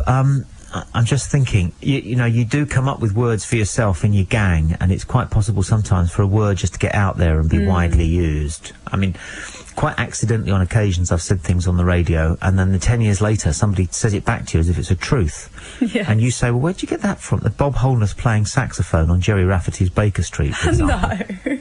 You haven't heard of that one, but no, it's an urban myth. It was in New Musical Express about 4 or 5 years ago. Somebody wrote a letter. I just mentioned it as a joke fully 10 or 15 years ago, and then there it is, like fantastic. A piece of, it's an urban myth. What happened to the poor guy that did play sax on... Ralph Ravenscroft, his name is. Raphael Ravenscroft. I don't know. Funnily enough, the same name as the late, great John Peel. His real name was Ravenscroft. Don't know what he's up to. He was a Wirral man. He was, wasn't he? He was indeed. Did you ever bump into him? No, I never met him, actually. He was funny. I met him just the once at a charity football match. He was taking the mickey out of Jimmy Savile and doing it really well. Can imagine. Which is quite brave, because Jimmy Savile used to be able to look after himself. Graham Forster, by the way, thank you for your email, Graham, gets down to his nitty-gritty in his very last line, which is, Lisa has a nice voice. Oh, that's what he really meant to say. Yeah. Yes. Yeah. That's what he should have started off with. Yeah. Now I've got an email from Adam Jackson who says, I've just realised that you look like the double of Wurzel Gummidge in your webpage. Has anyone else said this? Charming. Do you know who Wurzel Gummidge is? Yes, I do, yeah. Yeah. Now, a friend of mine worked at the TV station where John Pertwee made Wurzel Gummidge, and in order to save money, make money, John was offered £39.99 per night when they were filming to stay in a local hotel. And he said, if I bring my caravan, right, can I park it in the car park and you still give me the £39.99? Excellent. Right, which is what we all used to do. Yeah, absolutely. Some of us used to sleep under the lorries. Anyway, so his caravan arrived the day filming started. And because he was quite a star, John Pertwee, been in lots of movies and huge radio comedy successes and things, everybody had expected this enormous caravan to roll up, being towed a Winnebago. by... a Winnebago, being towed by, a big Rover or something. And it was tiny. Brilliant. With just 2 wheels. Oh, your little holiday caravan in Wales. He used to let himself into it every night and go to sleep, and then emerge the next morning looking pristine. But the thing was, John Pertwee is very, very tall. Is he? I think he's dead now, but he was very, very tall. Well, I say very tall. He's 6'5" or 6. That's pretty tall. And they couldn't work out how he managed to do it because they measured the caravan and it was only 6 feet long. Oh, so they figured in a fetal position. They reckon he must have slept diagonally. But you see, $39.99 cash in hand back in the 70s. That's, I wouldn't mind it now. Actually, yeah. No, good work. I have to say I was always quite scared of Wurzel Gummidge. I think I was very young when I didn't like Wurzel Gummidge. I liked Cat Weasel, and I think that's who he means. I think this guy means Cat Weasel. It's just because I was very young when that was on. I just remember a vague memory of that, and I think I found that quite scary as well. Cat weasel. Yeah. Yeah, that was a good It's all one. these people dressing up in weird things. It's just it's quite eerie. Yeah. Do you like being scared, though? A lot of women do. There's a new one with Robert De Niro coming out called Hide and Seek, which is... he has his daughter and she sees something terrible and then they go away, and that always leads to disaster. If you go and stay in a house overlooking a lake... in the middle of the country. ...that's usually deserted for 9 months of the year, you're going to get a visit. Actually, no, I'm scared of things like that. I probably wouldn't go in the first place. In what, sorry? Spook. Yeah. Yeah. Do you ever see sort of shapes against the curtain? No, don't go really? Did you? No, I don't, no. Do you know, there's a phenomenon that they're looking into now, which I've had, which is sometimes you rub your eyes and then you take your hands away. I'm doing it now. You rub your eyes quite hard. Not dangerously, but quite hard. And you take but leave your eyelids closed. And sometimes you see faces. Yes. You get that? No, I think everyone gets it. You just see things that might be faces, but they're not. Yeah, but they're not faces you recognise. Oh, yes, I know that, If it was your mum, or Basil Fawlty, or Graham Souness, I could understand it. Yeah, it probably is someone you recognise. They're gargoyler. Think of the amount of people, and not sort of gargoyler, that is indeed a word. Great word, isn't it? It is a word now. Think of the amount of people you see on a day-to-day basis that you don't actually register that you've seen their face. I can't be convinced. No. I'm not going to be convinced. But it's a phenomenon. It's a phenomenon. Now, Diane Pearce has emailed controversially on Charles and Camilla. And she says, Camilla and Charles is just wrong. Just plain wrong. In block capitals there. She goes on, Diana was an angel. She looked like an angel, and she did God's work. Camilla disrupted and destroyed a steady marriage for personal gain. She is an adulteress. A pity that the injured party is now deceased. And what a surprise that Tommy Boyd is endorsing a sin. Go figure. Pratt. That's Diane Pearce for you. Who is, do you know what she does for a living? No. I believe she's a carer. Do you know that? I seem to remember that from something that she emailed a couple of weeks ago, because she likes a bit of argy. It's an interesting opinion. People do. And I was, like you're saying about people reading things in the newspaper and taking on that opinion, there's been a lot said about Charles and Camilla, but then there has been a whole load of controversial information about Diana that has either come to light or been made up. I don't know how it works necessarily in the newspapers, but a lot of people just don't listen to that. They don't take it on board because they don't want her image tarnished. I think Diana had an enormous effect on a lot of women. Profound effect on a lot of women. Who either see themselves as victims or actually are victims. Or both. They see themselves as victims and they are victims. And when she died surrounded by men. She died surrounded by men who one way or another were associated with very male worlds. And the paparazzi were popping off pictures, and they were all male, and they were hounding her. Yes. And then the ambulance people arrived, and the police arrived, and they probably were all male. And so there she died. I understand she was conscious for some time in the back of the car before they took her to hospital. And I think a lot of women identified particularly with that last part of her life. I can see why, and she did an awful lot of good. I'm not saying that, she didn't. She's just an amazing person and everything, but it's just interesting that people don't sort of bring that up, because there's been two sides in the news that we read, and whether it's true or not, you never know, but there has been information that's come to light, true or not, about her that, is also quite controversial. 08459570057. Hi Tom, Lisa, keep up the great show. Lisa's doing a great job for Allison. What about a game of text bingo? That's Tom Ray in Seaford. What's text bingo then? We could play it. Do you want a game of text bingo? I don't know what it is. Well, you've got a mobile phone, haven't you? I do indeed, yes. Don't tell us what the number is. Okay. But every mobile phone has got, I think it's 11 numbers. The last 9 of which are unique. Okay, because everyone starts 07, don't they? Yeah. Okay. So cross off the 0 and the 7. Right. You write that. Do you know your mobile number off by heart? Yes. Okay, write it down. So you're not allowed to play. Okay. But you can do the calling. Okay. Although we need a way of doing it at random. Oh, no, I don't want to do All it tonight. No. I'll just explain to you how it works very simply. I used to bring a bingo machine in with just single numbers in it, and we'd call out the numbers. And when all of your mobile numbers had been called out, then you would text in. Got you. And because the screen gives people's mobile phone numbers, then you could check whether it was right or not. Yes, I see. Very clever. I'll try it another night when I've got the machine in studio. Tommy, the word for chav is thought to be an old Romany word. Yep, thank you for that. That's 2 votes for it being a Romany word. Good evening, Tommy and Lisa. So good you are on an extra hour. Living here in a wood near Pevensey, your programme is something to look forward to.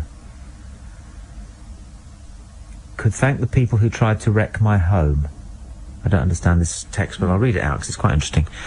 I feel so sorry that I have so little in their lives that they have to upset people's lives and they feel they have had a good day. Well, I am still smiling and at peace with the world. As regards Paul, who lives near Pevensey. Well, I've no idea what happened to you there, Paul, but it all sounds quite frightening.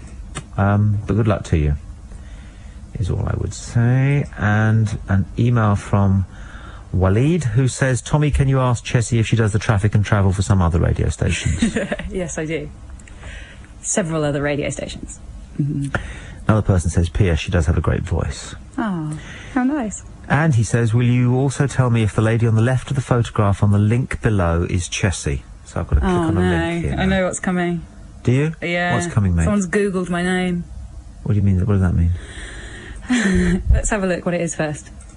Well, I'm not sure the machine wants to do it, actually. Okay, no, if you put my name into Google, it's really bizarre, actually, what comes up. Yeah. It's that when I was at university last year training to be a journalist, which I, went to do an MA in broadcast journalism in London, they've got TV studios downstairs, and someone came running in saying, we're doing a show downstairs with GMTV's Fiona Phillips, and our guest has had to drop out. Would anyone come and be a guest?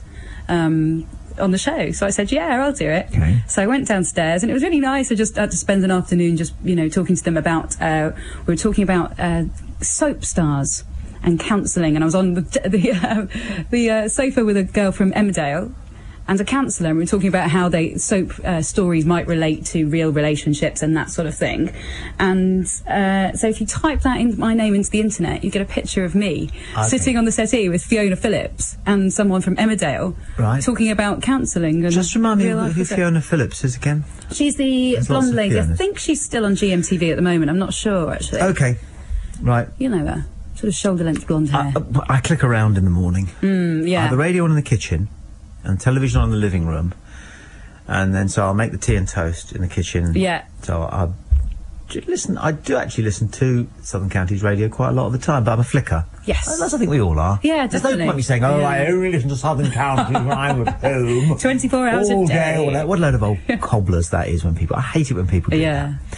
And I hate it when people who work for commercial radio say, oh, we don't mention the BBC. It's a silly thing to do, because our lives are normal. The only people who don't live normal lives are people in Emmerdale, because they never talk about telly. And EastEnders. Yeah, they don't. You're right. They never talk about telly. What's on telly. They never sit down to watch Coronation Street on EastEnders, do they? No. They should actually come up with some sort of a pact. So on Emmerdale, they're allowed to talk about what happened on last night's EastEnders. And plug each other. But they'll all have to come together. It's called cross-promotion. Cross-promotion. The BBC is so good at cross-promotion. I reckon they should do that, because that's normal life, isn't it? You sit down and have a cup of tea and talk about what was on EastEnders last night. Well, EastEnders is rubbish nowadays, apparently. Yes. Do you watch it? Well, I have to say I haven't been watching it recently. I watched the other one the other week. Because it's rubbish, when Jen got killed. Yes, but then I haven't watched it since.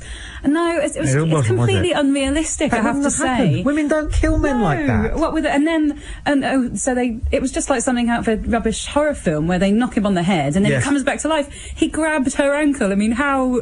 It doesn't happen, does it? As far as we know, it doesn't happen. No, it doesn't. It doesn't happen all the time. No. And I think it's happening all the time in EastEnders. Yes. And I think that's why people are just switched off, because it's unrealistic now. It used to be quite gritty and sort of East End. Women do murder men. Yeah. I remember, I think, probably the most bizarre headline I ever heard read out on this radio station. This goes back a long, long time ago. I won't say what the headline and the way it was read out was, because it's quite shocking. But what had happened was a A man and a woman, a husband and wife, had an argument in a pub in Brighton, and she'd left. She stormed out, you see, and so he carried on playing darts or drinking or whatever. And then she came back in and murdered him with a shovel.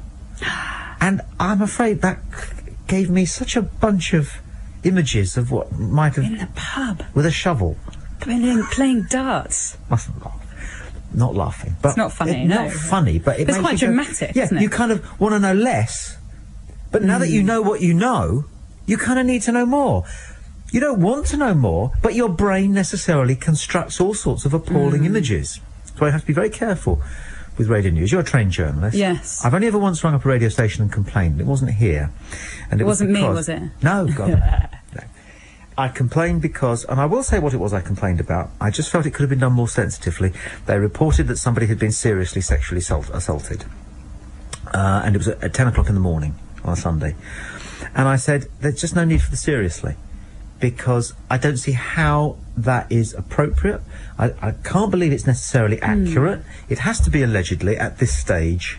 You know all this. Yes, I do, thing. I said, but to say seriously suggests that there is a form of sexual assault which is kind of like not particularly serious. And then when you say seriously, because we have an idea of what a sexual assault must be like, you're then asking us all lying in our beds at 10 o'clock on a Saturday morning to construct some sort of image in our mind, because you do, don't you? Yes. Of a serious sexual assault. And I said it's inappropriate. It's not just not necessary. But how would you have worded it? I don't know whether it was necessary to say a sexual assault. Attacked. Someone's been attacked. I would have said attacked. Good. Yeah. That's modern, I think. Is he trained journalist? Well, not necessarily. Trained human being. Yes, maybe, yeah. You know. 08459 570057 is the number. It's Tommy and Lisa.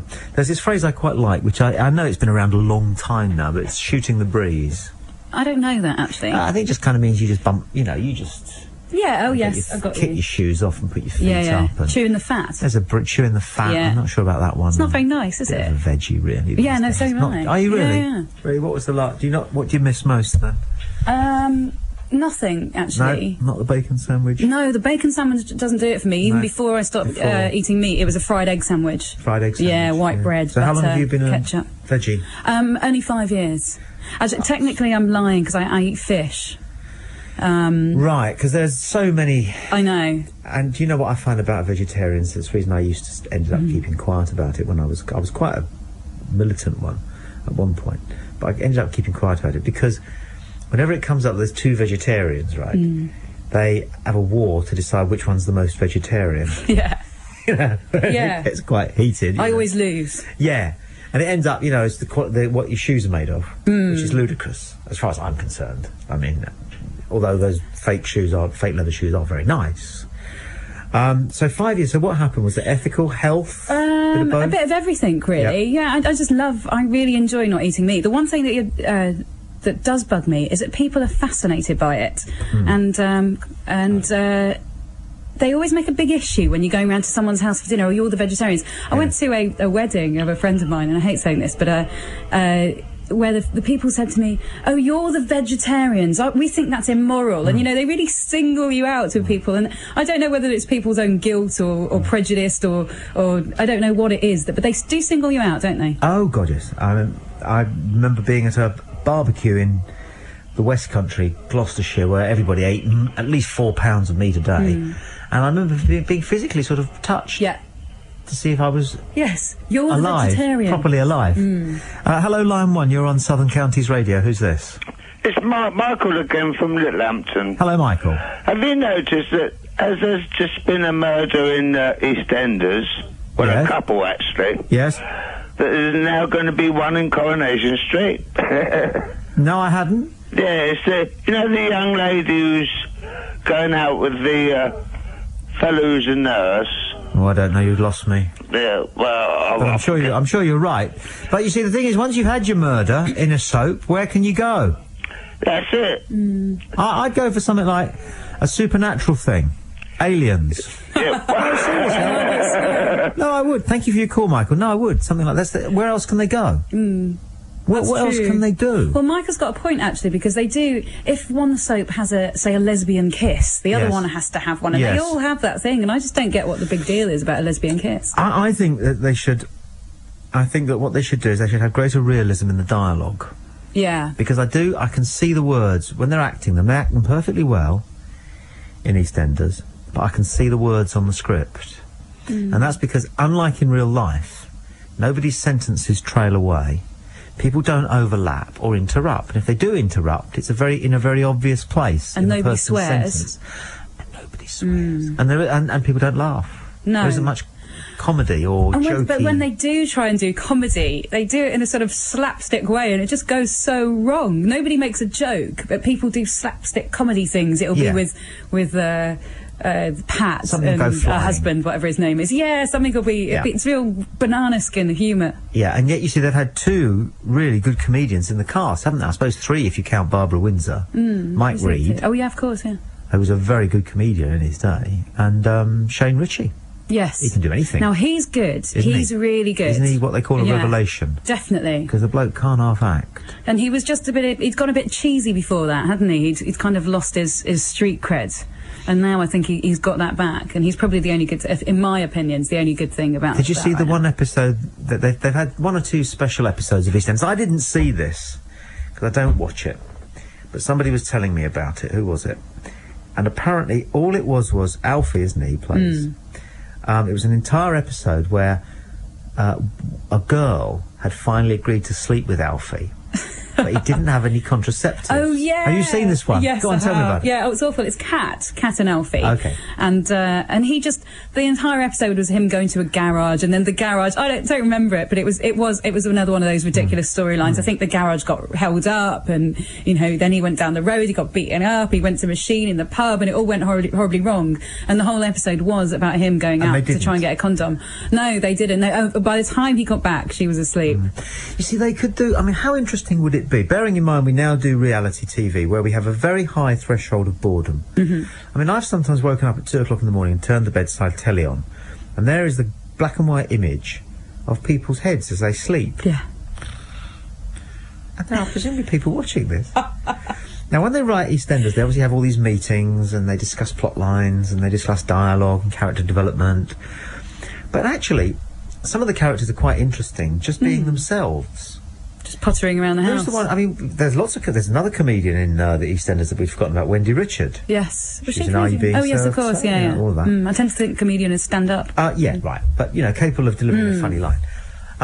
But she's an interesting character in EastEnders. Yes, she is, yeah. I had a drink with her in a pub in Brighton years ago, and this bloke came up to her and he said, she was drinking away and smoking away, and this bloke came up and he just went, can I just say that you hold that family together?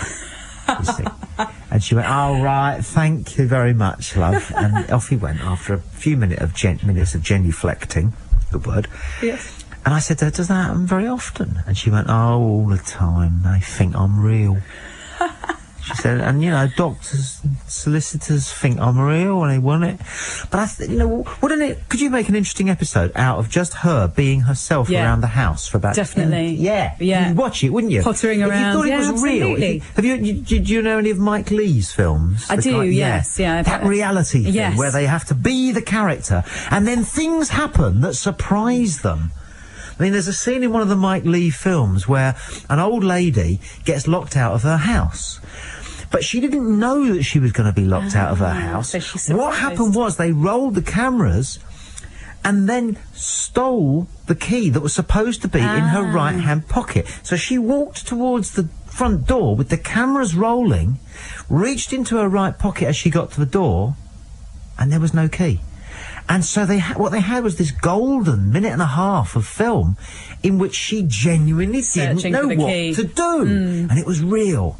Now, you see, I would pay to see some of the not pay, but, I would watch to see them improvise. I would watch to see them become their characters and then do what people do, which is sometimes go in the bathroom and faff for about 20 minutes. But I want to know, how improvised is that if you're doing that in a film? Because if you go along, you're an actor, you're going up, you don't have the key, you'd probably turn around to one of the production crew and go, excuse me, mate, someone's forgotten to put the key in my pocket. Can we take that again? No, so you kind of know at that point that things are going to happen to you. So Improvise, but there is some thought in there. You must know at some point that you are improvising. Yeah. I mean, what he does, apparently, is he gets an actor and he likes them because they're capable of being real. I think they look real.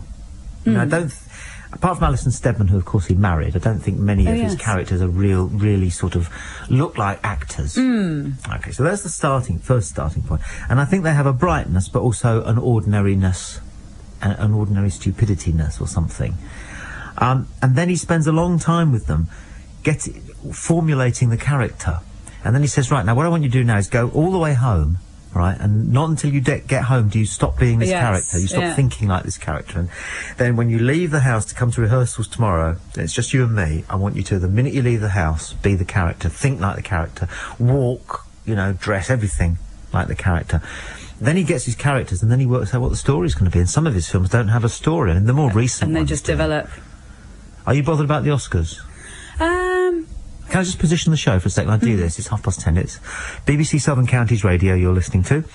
It's Tommy. Alison is away in Manchester this evening at a wedding, so I think she's probably sideways by now, one way or another. Yeah, let's hope. And so Lisa is keeping her seat warm brilliantly for her. You can call us, take a call now, for example. We just take them unscreened. 08459 57 0057. Hello?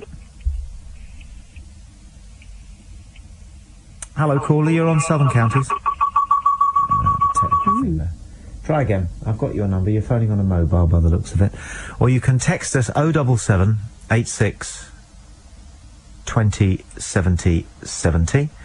Or you can email us by going to the website or by simply putting the address in as follows, tommy.boyd.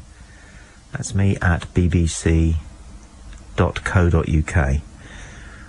Where were we? Oscars, mate. Yeah, I mean, I'm a girly girl. I love the clothes and I like the glamour and I like watching all that sort of thing. And there's been there's some really good films in there. One of my favourite films of the year. I haven't managed to see that many films this year, but Eternal Sunshine of the Spotless Mind with Kate Winslet. Good. And Jim Carrey. Yes. Did you see it? No, not yet. It was so amazing to see Jim Carrey in a serious role, and he was really, he's a very talented guy. He did it really well. Yeah. You cry. Grown men cry to this film. Why do the great American comedians nowadays, though, have to start making serious films? Woody Allen did it, and then Steve Martin did it. He was funny, Steve Martin. Yeah, really funny. Thoughtful. Was Jim Carrey funny? He just, to me, he was a one-trick pony that just had... He was a sort of... bumbling Ace Ventura, idiot. Pet Detective. That was good. Is the most unfunny script I think that's ever been made into a funny film. But he made it. Oh, really? Yeah, that's true.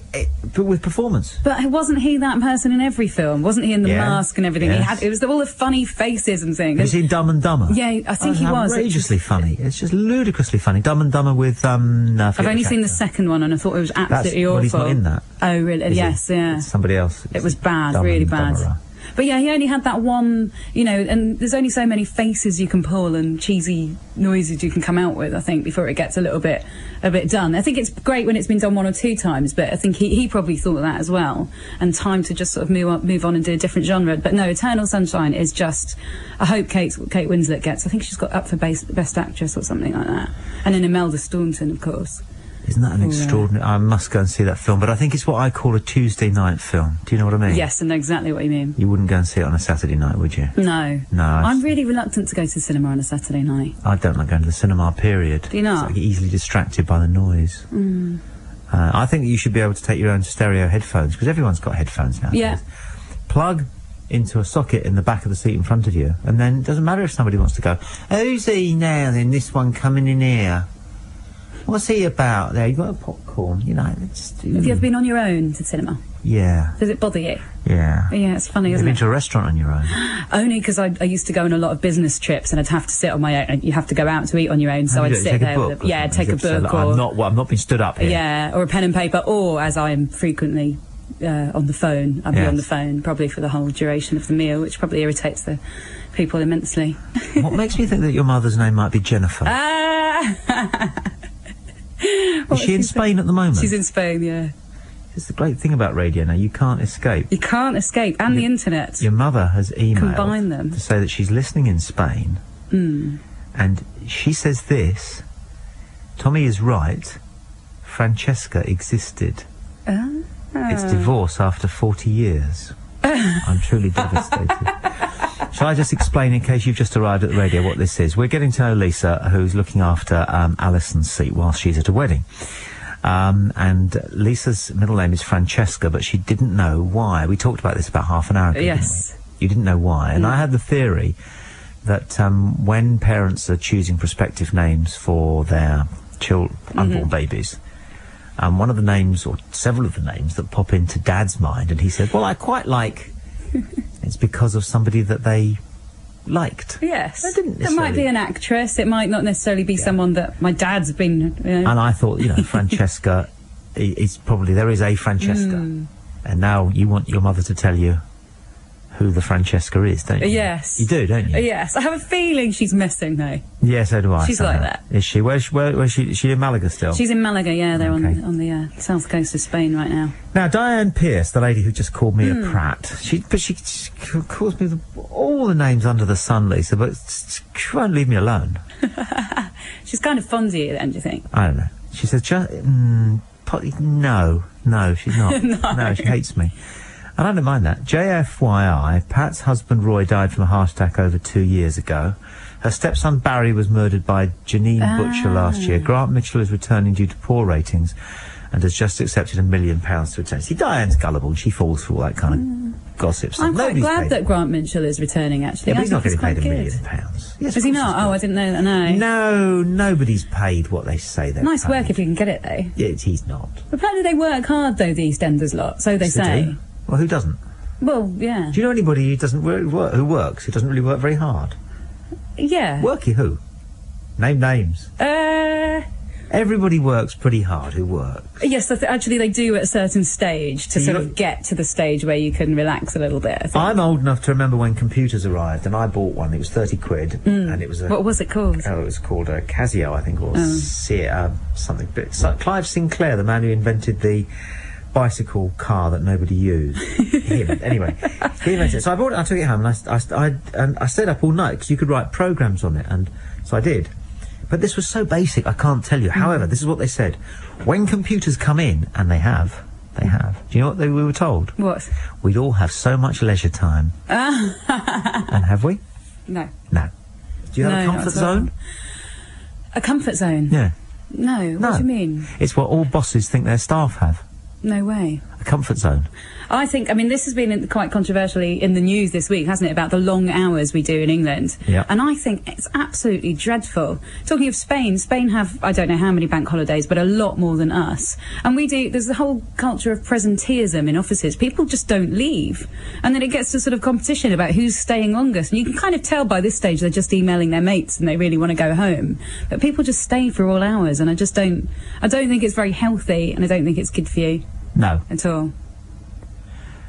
I'm just reading some emails. I don't like to read them out completely unchecked, just in case, because I've fallen for that one before, you see, and you have to watch it.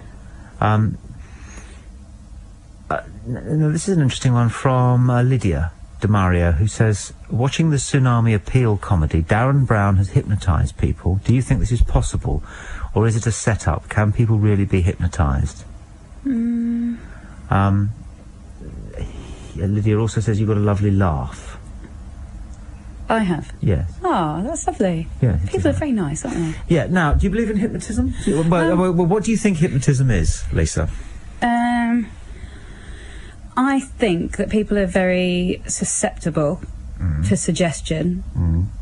And what we mentioned earlier is you are what you say you are. If you really believe something, I've read Paul McKenna's book recently, that Change Your Life in 7 Days, and I can't say it changed my life, but it makes you think. Until you read the next thing. Until you read the next thing, exactly, yeah. I think people must be hypnotised, surely. You see people doing the most ridiculous things on sort of stage shows, and also you see people curing themselves of things, which they probably have the power to do that themselves. They just need people to tell them, basically. People like to be told, don't they? Yes, exactly. So, yeah, if it works, do it. Why not? Like complementary therapies, if it works, if you believe in something enough, yes, to a certain extent, I think you can make it happen. Can you change the amount of self-belief that you have? Can you improve it? Yes. How do you do that? You just change your way of thinking. What you say, I am actually great. Yes. I am right. To a lesser extent, yes. And I'm going to do this by next Tuesday. Yes, but then forces could be against you. I'm not talking supernatural forces, I'm talking like practical forces. I'm going to do this, I'm going to do X. Practical forces notwithstanding by next Tuesday, by next Thursday. No, because things get in the way, don't they? Practical issues, like if... But what are the things that get in the way? Are they practical issues, or is it that our focus or commitment does ebb and flow? I think it does, and I think a lot of the time people hold back from things because subconsciously they're afraid of something. If it's changing a job, it might be the rejection, it might be the fact that you can't do what you want to do, it might be the fact that it might not be what you want to do, things might change and people really think they like change but they don't necessarily want change. So I think sometimes you might create problems to stop yourself from getting to that goal yourself. Yeah, okay, all right, okay, now try this one. This is rather reducing the whole business of what it is to be a human being to sort of game show level. But what's worse, all right, never ever knowing in life what you want to be and who you are, or knowing what you want and not achieving it, or knowing what you want and achieving it. What's worse? Yeah. Because you see, the journey can often be the most fulfilling thing. Than arriving. Yes. And Christmas Eve is more fun than Christmas Day. Absolutely. So? I think you'd be happiest if you didn't actually want anything else, if you had very simple tastes and very simple needs. And I think the people that achieve probably true happiness, if it does exist at all, are the people who have simple needs that, you know, just want to live nicely, eat, love people, and those very simple, you know, basic human needs. It's the people that have a lot of ambition that may or may not fulfill that ambition that are the most frustrated. But the journey is an interesting one, because the journey is, you know, you've got to enjoy it. A lot of people spend time sort of in life planning the future, and then you kind of realise as you're planning your future that your present is going and the future's kind of eaten up as well, and you've got to stop doing that and just, you know, make sure you just enjoy every moment. 0845759 something like that. Totally forgot a number there because I was just chewing over what you were saying. 08459 570057. Yeah, that's good. That was very good. I do it on the travel. What? The number. Oh, I thought you meant philosophise. That'd be good. Let's join Lisa, find out how things are going on the roads and what to do with the rest of our lives. I'd love it if they did that. That'd be such fun, wouldn't it? Why not? Yeah, there's a really terrible thing on CFAX which is called Viewer's Wisdom. And I thought, oh, that'll be good, you know, a bit of wisdom, that'd be quite good, you know, when the finger points at the moon, the imbecile examines the finger, something weighty like that, you know, ooh. And it was things like, a stitch in time saves 9. From Albert of Kidderminster. Oh. You know, it's not wisdom, is it? If you go to Brighton Station, the little booth that you can get the tickets from that's just underneath the departure boards, there's a guy called Bob that works there. Now, I'm very well acquainted with these two blokes. There's a really nice young guy that always smiles at me, and an older guy who's always smiles at me, and I think he's Bob. And every day he sticks a little Bob's words of wisdom on the booth, on the glass in Brighton Station. Such as, can you remember any? There's one, the one that's up at the moment is something to do with smoking. It says something like smoking kills, but it can cure a fish. Yes. Yes. And that's Bob's words of wisdom at Brighton Station. Yes. Spike Milligan wrote a poem about it. The herring is a lucky fish. From each disease inured, should he be ill when caught at sea, immediately he's cured. Yeah, which is that's Bob's wisdom. Is that it? Yes, that's it. Yeah, oh, there you are. Yeah. Right. It wasn't a very good book. It was called The Little Pot Boiler by Spike Milligan. Oh yes, yeah. Who lived up the road from here. Very funny. Indeed. He's great, man. But some of his poems weren't all that good. For example, one of them was, although it made me laugh, it just went, "The boy stood on the burning deck. Twit." I like that.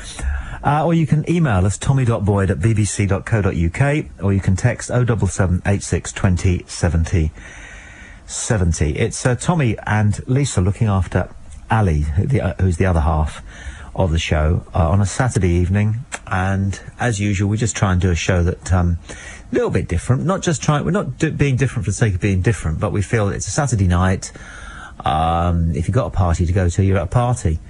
If you haven't, you might be interested in two people talking reasonably normally about the things that people talk about, as opposed to issues or...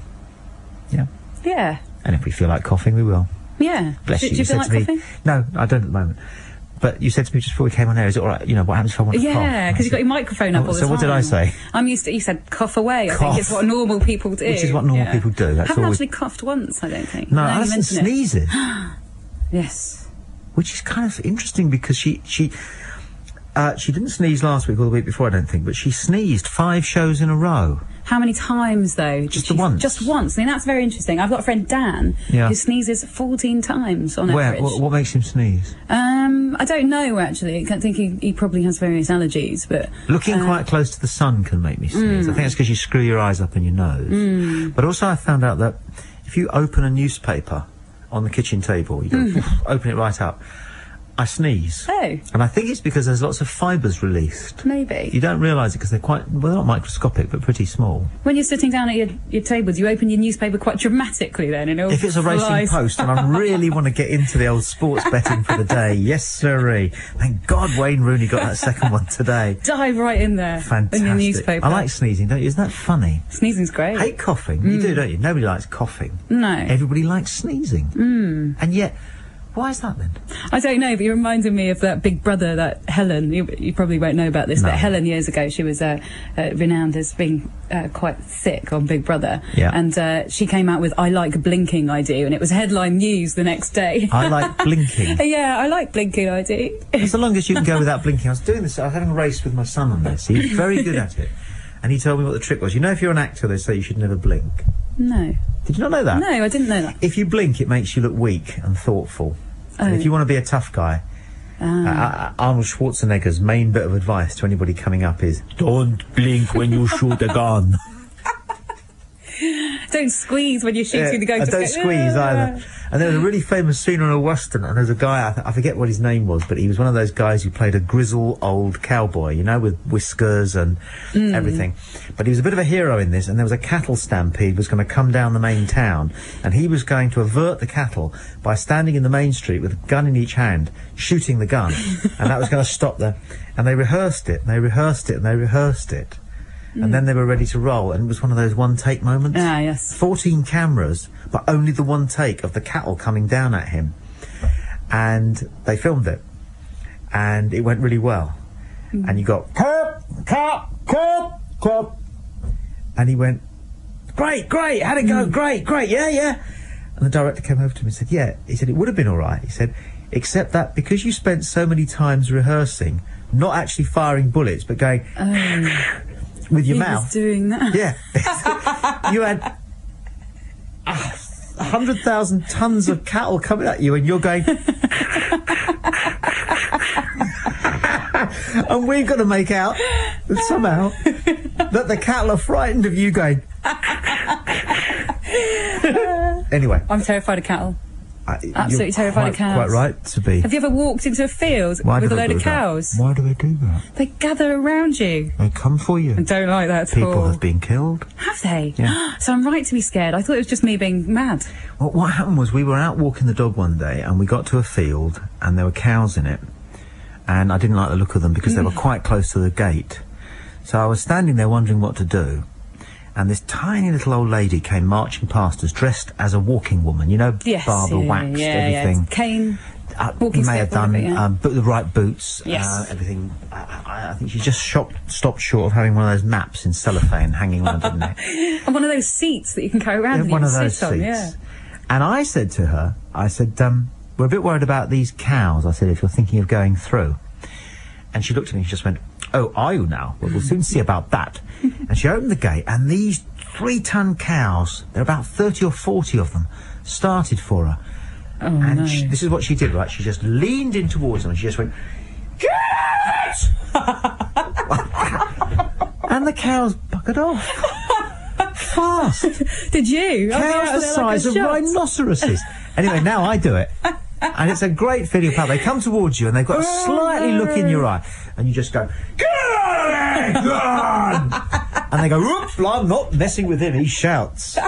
So. I'd be too scared to shout. I think they'd all stampede me after Try that. it. Try it. It's good for the soul. I'm a city girl. The animals, I don't do the animals. How old were you before you saw a cow? Do you remember that? Well, I grew up on the Wirral, so there were cows. I was going to say, loads of cows in the Wirral. Wirral is beautiful, isn't it? Yes, it is beautiful. A lot of people have the wrong impression about the Wirral. They think it's all sort of industrialised and the people are lovely, and it's a really beautiful place, lovely countryside. I played cricket in the Wirral with you don't need to know about old cricket. It's a totally different story. We'll get onto it another day when I'm talking to some bloke. Okay. You won't be the slightest bit impressed that I played cricket with Fred Truman, will you? You don't even know who he is. No, fair enough. But I'm quite good at pretending I know about sport. Are you? Yeah. Yeah, you have to, don't you? I have to, yeah. I've seen England play twice. I've seen 2 of the best England games recently. What sport is this? Football. Footy, okay. Yeah, sorry. Right, what were they? I saw England-Germany, that Munich one, 5-1. Yeah, I was where there, did you see that? Which was amazing. You were there! Yeah. You were there! Yeah, I love this story. It's my only football story. Oh, that was just the greatest game. That was the greatest game. We've got it on video at home, and we sometimes sit and watch it over again, and that is sad, isn't it? That is quite sad, yeah. But that was a game. The most amazing Where were you atmosphere. sat then? I was down the middle in... What's the middle bit called? The line down the middle. Halfway line. I was in the middle of the pitch, kind of back. And it was a corporate gig, because I used to organise corporate events. And we went over there on the Leicester City team coach. For some bizarre reason. Lovely luxury coach. And drove down there, spent a couple of days, sort of spent a night in France and a night in Germany as well. And... walking into this stadium, the only football match I'd seen before this, bearing in mind, was Brighton Leyton Orient at Withdean. It's a step up, isn't it? It is a step up. I cried. I was just so overwhelmed by it. And the atmosphere... We all cried. Yeah. I cried before the match. But we kind of went in thinking we're not going to do very well out of it. And it was scary. I was terrified of fans. German and English. Really? Yeah, absolutely terrified. And there was just an atmosphere. You could cut it like a knife. And then... or with a knife. What is that saying? Anyway. With a knife, whatever. Oh, whatever. It's a serious atmosphere. And we went into the stadium, and of course it's the stadium, isn't it? And it's just, it was shocking. All around us when we were sitting there, suddenly all the group of people I was with were kind of scattered, and it was just 2 of us sitting there, and everyone sort of stood up to sing the German national anthem. And it turned out that we're in with a load of German fans, and it's the only time I've ever stood up and sung the national anthem when required. Yes, our national, yeah, not theirs. No. No, but I thought I might do at one point. I stood up and sung our national anthem, and then of course they scored first, and that was awful. Absolutely awful. They were singing songs at us, and they were just after horrible. 11. Was it? Remember it so well. Yeah, it was really bad. Yeah. And but then when we started to score, it was just the most amazing feeling. And the Germans were hugging us on the way out. After about 4-1, they were hugging us, going, "Well done, mate." Did they really? Yeah, and walking out. We'd have done the same. No, I don't think we'd have done the same. How interesting! What an experience! It was the most amazing experience. So the second one, there's no way you can go from that. Oh, go on then. Yeah. What was your second one? Now let me guess. It wasn't England Argentina? No, it wasn't. No. Go on then. It was in Portugal. Yes. It was England Portugal in Euro 2004. God, you went to that. I went to that. Is that amazing? Should he have disallowed Terry's goal? That dreadful Anders, what's his name? I don't remember. Right towards the end. No. I don't remember. The atmosphere was great. You're so lucky. You see, there you are. You don't know. You couldn't. I mean, let's. Oh, all right, then go on then. Explain the offside rule. I know that's cruel. No, I don't know. No, and yet you've been to the 2 of the great games of the last 20 years. I have, English games. I know the basics. I know when the ball goes into the net. It's a good thing generally if it's on the right side. I remember when the Americans got interested in turning soccer into an American sport, they sent some experts over. You'll get this because you know Americans. And they were going to report on the highs and lows of the game because they wanted to see how televisual it was. And one of their recommendations was, we think that you should make the posts 3 feet wide. What? Why? Because the crowd get really excited when the ball hits that wood.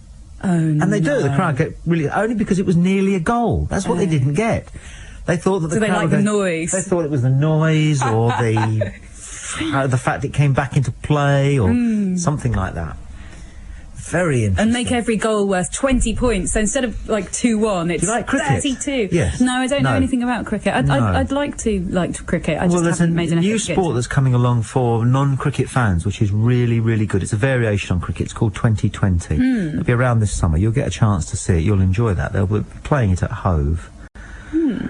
PH Tucker has emailed. We'll take a call first of all. You must take the calls as they come in. 08459570057. Hello, who's on line 3? You're through to Tommy and Lisa. Hello. Hello, Tommy. It's David in Richmond here. David.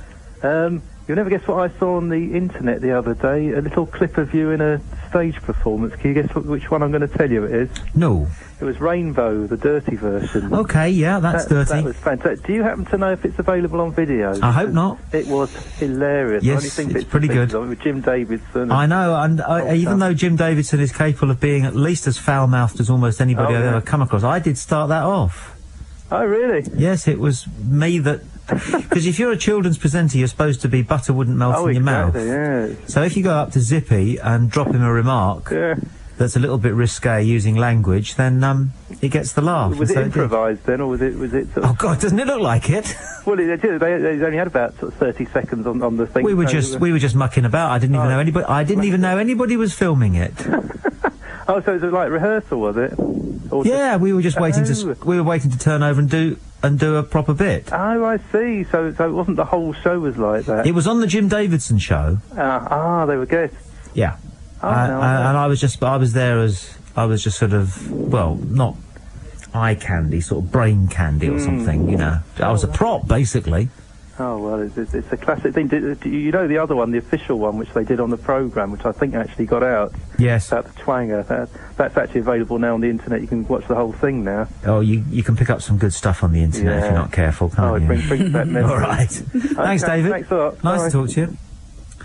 Yes, you can, easily, if you're not careful. PH Tucker has emailed the show about Charles and Camilla. He says, I'm strongly tempted to say that the one thing I hold against Charles is that he didn't stand up to the assorted courtiers, advisors and whoever else was putting pressure on him to marry Diana. And he didn't tell them that he didn't love Diana and didn't want to marry her. See, we'll never know. And I don't know if I'm entitled to my opinion, but it is this, that's pretty much what happened, that he was told, well, Seems that way. You're going to have to produce an heir to the throne. This is a big thing. You can't just choose who you want to marry, mate. I suspect it was something along those lines. Maybe a good deal kinder than that. I don't know. I wasn't old enough at the time to sort of question their marriage or anything. But was there ever anything said that she was 19, wasn't she? And he was what, 33? A bit younger than that, I think. It seems quite okay. There's a lot of to be said for that sort of age difference. It just seems like quite a lot at that time. You know, and that was never mentioned. She was ever so sweet and young-looking when you look back, and very nervous, and about very the whole nervous, thing. And clearly very innocent. But that was never an issue. That was never sort of mentioned. Everyone just thought, oh, lovely girl. I don't know. It's never really been. Again, all those things about Diana have never really been discussed. I've not really bothered myself with it very much. The royal family. I don't know much about the Church of England. I don't know the difference between a prelate and a deacon. What's a deacon? Idea. I have no idea. No, archdeacon? No. Is he worse than a deacon or bigger? I think he's. I think he's is he bigger? I don't know. I don't know. I haven't got a clue. I think he'd be bigger because he's got an extra bit in the name. See, and is a vicar a priest? I don't know. Exactly. I don't know what the difference is. I don't know. Is there a difference? A cleric? What's a cleric? A cleric is a cleric, a general sort of. I have no idea. But you really don't, do you? Because when the Pope died, you thought it was Bob Hope. I was did, it the other way around? Yeah. Well, I haven't. Not the current Pope, by the way, but this was donkeys years ago when it was John Paul II, I presume. Died. Go on, tell that story, because that is funny. It's the opposite way around, actually. Sorry. When Bob Hope died. When Bob Hope died. Can we say this at the moment? Yes, because the Pope, bless him, is ill and everything. But yes. When Bob Hope died, I spent about 3 hours thinking the Pope had died because my hearing, and somebody went. Sorry? You misheard it. Sorry. Yes, I misheard. Sorry. Yes. We always get to laugh that one. I have a hearing thing. I've lost a lot of low frequency hearing. How come? I don't know, actually. I've done a lot of clubbing, but I don't know whether it was never there or anyway. But either way, I don't have a lot of low frequency hearing. What does that mean then? So you hear voices very high pitched? No, I can't hear men sometimes, which is a great excuse, isn't it? Sometimes I struggle to hear men talking. And not you and I. If they're very deep. If they're very deep, and if they're muttering or not on a normal conversational level. If people just How can that work? I don't know. I just lost a lot of low frequency hearing, or never had it. We're not sure, but it's quite marked apparently. Yeah, you do have to watch yourself clubbing. You know David Essex? Have you heard of it? Right, I have to heard. I'll have to check because you're saying my friend bought his house in Spain. No, but that's really? another story. And we'll get it. But I worked as a roadie once on one of his tours because he used to tour up and down the south coast, made a fortune. They loved him down. And there were two things I remember really well. The promoter, who's a chap called Mel Bush, used to say to us, the girls will rush the stage, right, when David sings the word rock on for the second time, which will be the second song he'll do. I remember the first time I did one of these, I thought, how can they be that precise? This is a gigantic audience of, hormonal teenage screaming girls. How can they know? And they did. Every night he'd go... Really? Yeah, the song, it's the one that goes, dun, dun, dun, dun, dun, dun, ooh, rock on. Oh, yeah. Right, that one. Yeah. And then they didn't. And then, for some reason, I could never work out whether he triggered it or what. But then he'd go, dun, dun, dun, dun, dun. The second time he'd go, rock on. They'd rush! And our job was to stand there and keep them from getting on the stage. It was good fun. Must have been an awful job here. But the speakers, they were the size of double-decker buses on either side of the stage. Yeah. And all next day, I just had a... Yes. In years, and I remember thinking to myself, I got carried away by people like you at a George Michael concert once. Quite right too. He was a good-looking boy, wasn't he? Everyone was fainting down the front, and I just thought this was really embarrassing to admit. I don't know even why I'm doing it, but I just thought it'd be quite fun to see where they all went. So I sort of pretended I was in trouble down the front and got carried off. Yeah, why not? On a stretcher, which was a lot of fun. Yeah. and they were just messing around. It's in Spain, and it was all done sort of very jovially. And George Michael was very late turning up. He got something stuck in his eye apparently, but he recovered. And as you know. And I went off to this little room, had a nice little chat to a couple of Spanish medics, and then went back to the gig. I've never been stretchered out of anywhere yet. I mean, it's to come. Everything, Hang on, was that the door? All experiences happen. But all I'd do, I think, if I was about to be lifted onto a stretcher, is I would say, make sure the strong ones are holding my head end. Because you don't mind if they drop your foot end. No, your head end would be uncomfortable. But you wouldn't want your head end. And they usually carry people on stretchers head first, don't they? Yes, I think they do. You notice that? Yes. They do it at football matches. Yeah. Generally.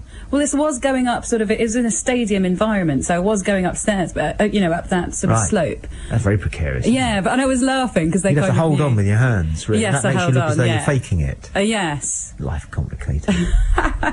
So how many concerts, what's the best concert you've ever been to then? I worked at an amazing concert once when I was working for a big music promoter, and it was at Wembley, and I got to work backstage, and I got to meet a lot of my heroes that night and talk to them.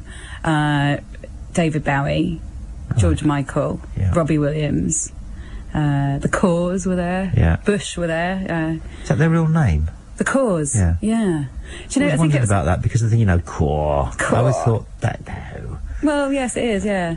Okay, right. And Donna, I don't know if there's an urban myth, but I think it was Donna Mayer, one presenter like that, apparently asked them how they met, which was quite funny. Really, The Cause? That's good, isn't it? What's your opening line? So how did you meet? Put together, or did you...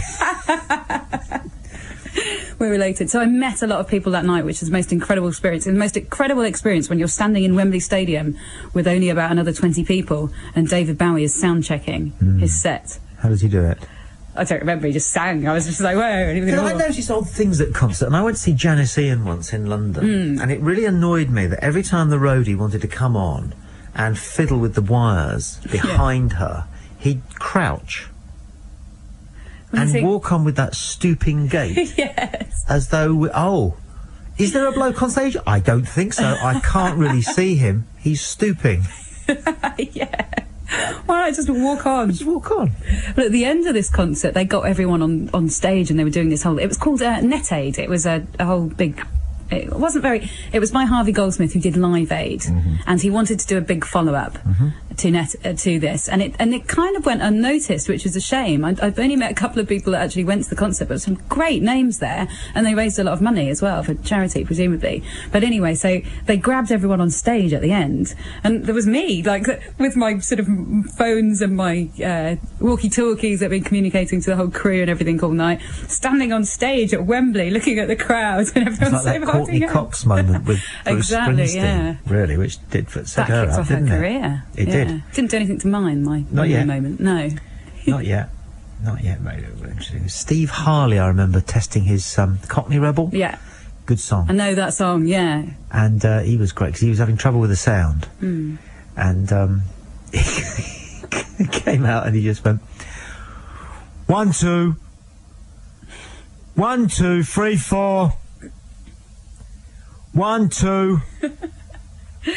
I'm not testing a microphone, I'm just counting the audience. Hey, I like it. Good line. What's the first concert you ever went to? Because I think this is quite telling about something. The first sort of big gig. Well, not necessarily a big gig. I've only ever been to about 3 or 4. Have you? I don't really like concerts. I'm frightened that the lead singer's going to make us all clap. Oh, I hate that involvement stuff. They come down the front and start doing it with their hands above their head. I know. Because I can't do it. I didn't even do it at Earth, Wind and Fire, and that was a good one. What about when they make you sing back, when they set the microphone in the audience and make you repeat it? No, I don't like that. Don't like that. Any sort of participation? I enjoyed noticing at a Frank Sinatra concert when a fight broke out at the back that more people were watching the fight than Frank Sinatra. Because people like fights. Yes. Like watching fights. What do you think? You just watch them to think, I don't want them coming in my direction? No, you're fascinated to see what it's all about and who wins. And I looked back at the stage and Frank was watching the fight. He was singing. I can't remember what he was singing, but he hooded his eyes and it was all going off at the back. Some guy was taking on a couple of bouncers, and it was a pretty meaty one, you know. But you do watch, don't you? Yes, girls climb on chairs to watch. Yeah. Well, unless I've worked in some pretty seedy places. I think that's probably true as well. So you don't have a significant first gig? No, I think probably it was the Four Tops I went to see, and I wasn't all that bothered. I wasn't really all that bothered. No? Because you have to sit in the seat, and I did used to like jigging, and I did also used to like,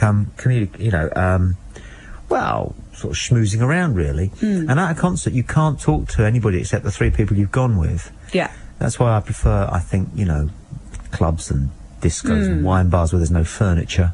Yes. 'Cause you can just, mingle. Yes. Yeah, what about you then? What was the first big one you went to? The first big one was Queen. It was in Marbella. Wow, that's a big one. Marbella Stadium, which was the most amazing experience. I was about 10 years old. It was the It's a Kind of Magic tour, which was just, it was magical. It was just unbelievable.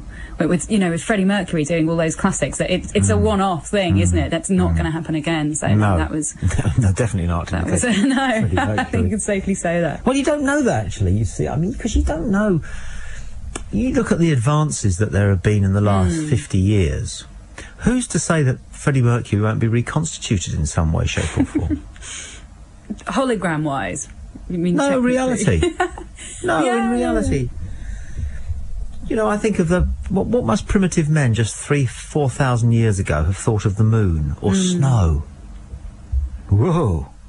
Without the knowledge of what it is and how it forms, and that it's not necessarily some god, some god giving us a portend. It's just the moon. It does that, and so now we know different, and we've got some science on it. Piece of the moon in Brighton this week. Sorry? There's a piece of the moon at the Brighton Science Festival this week. What's that? They've got a piece of the moon, and it's all really heavily guarded. Really? Like huge security. It came down, and we reported on it here. It was a top secret location. Do you believe man went to the moon, or do you think it was a publicity stunt designed to get the communists frightened?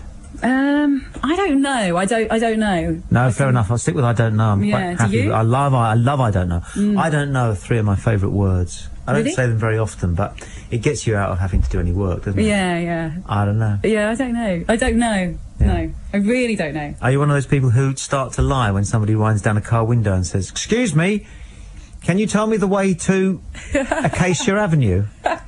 And you don't know it, but you still kind of want to. Just because you want to help him. Yeah, so do you not kind of go... No, but I've done it where I've want to be them... liked. Yes, that's true, we do want to be liked. So you don't go, ooh, hang on.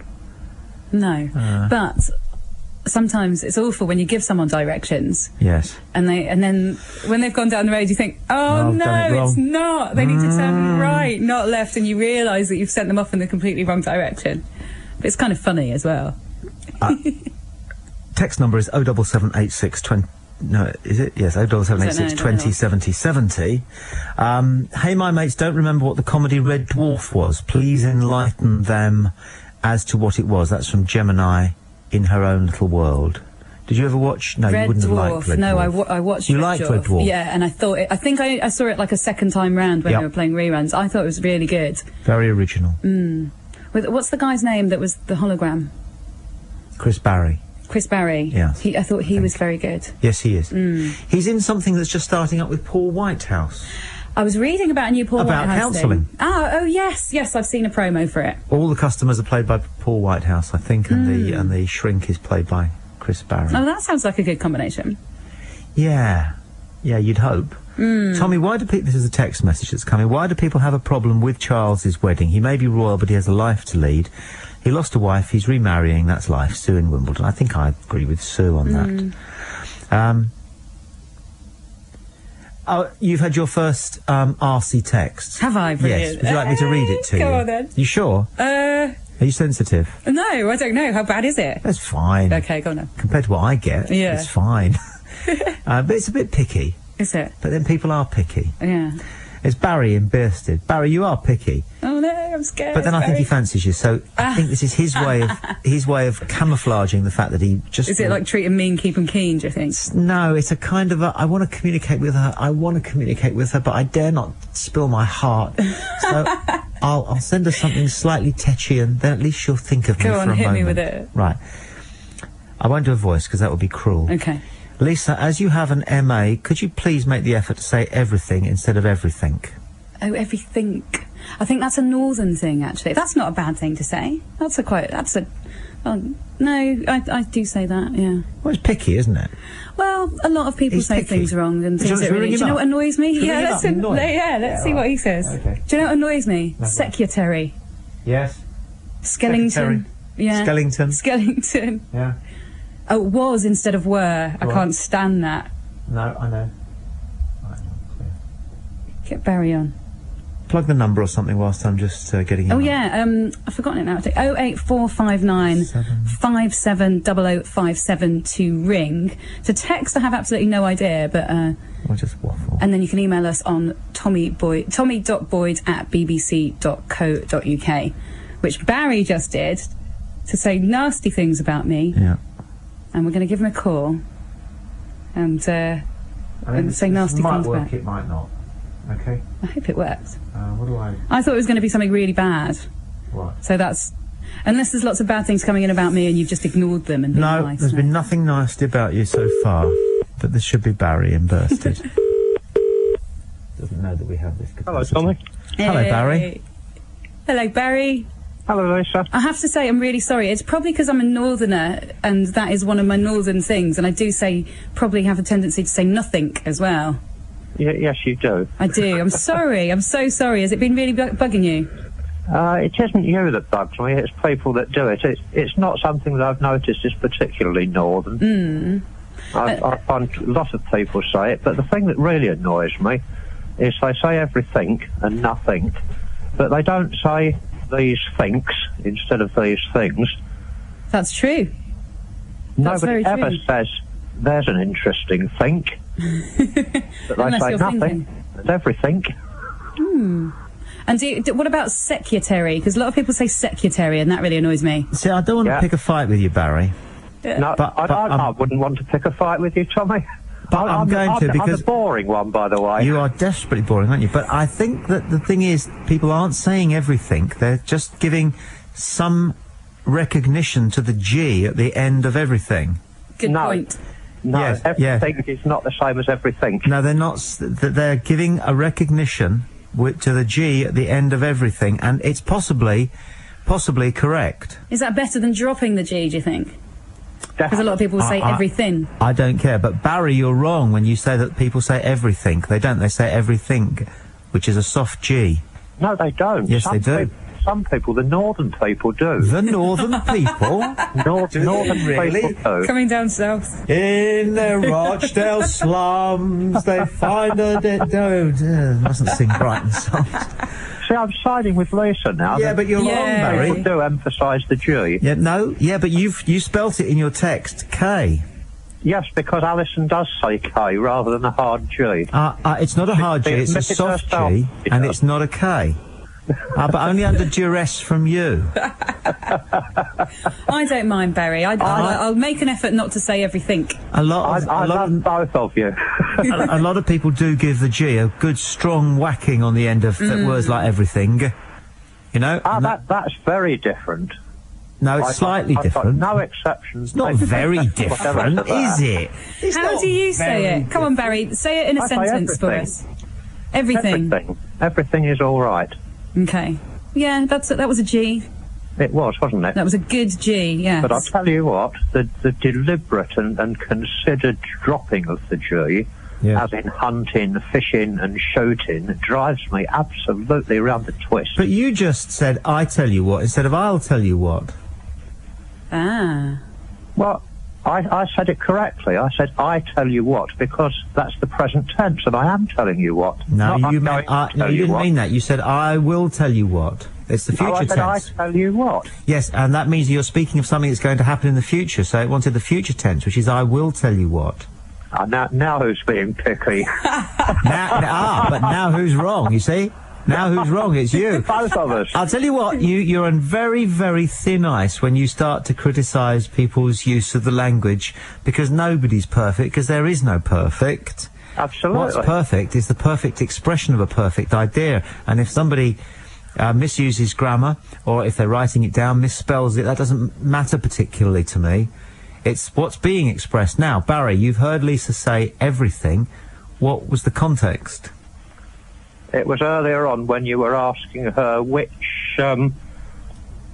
of several aspects of something she was doing was the most interesting, and she said, a bit of everything. Oh, well, at least you had fairly early on in the programme, and then she said it again more recently. Thank you for your call, and thank you for playing along.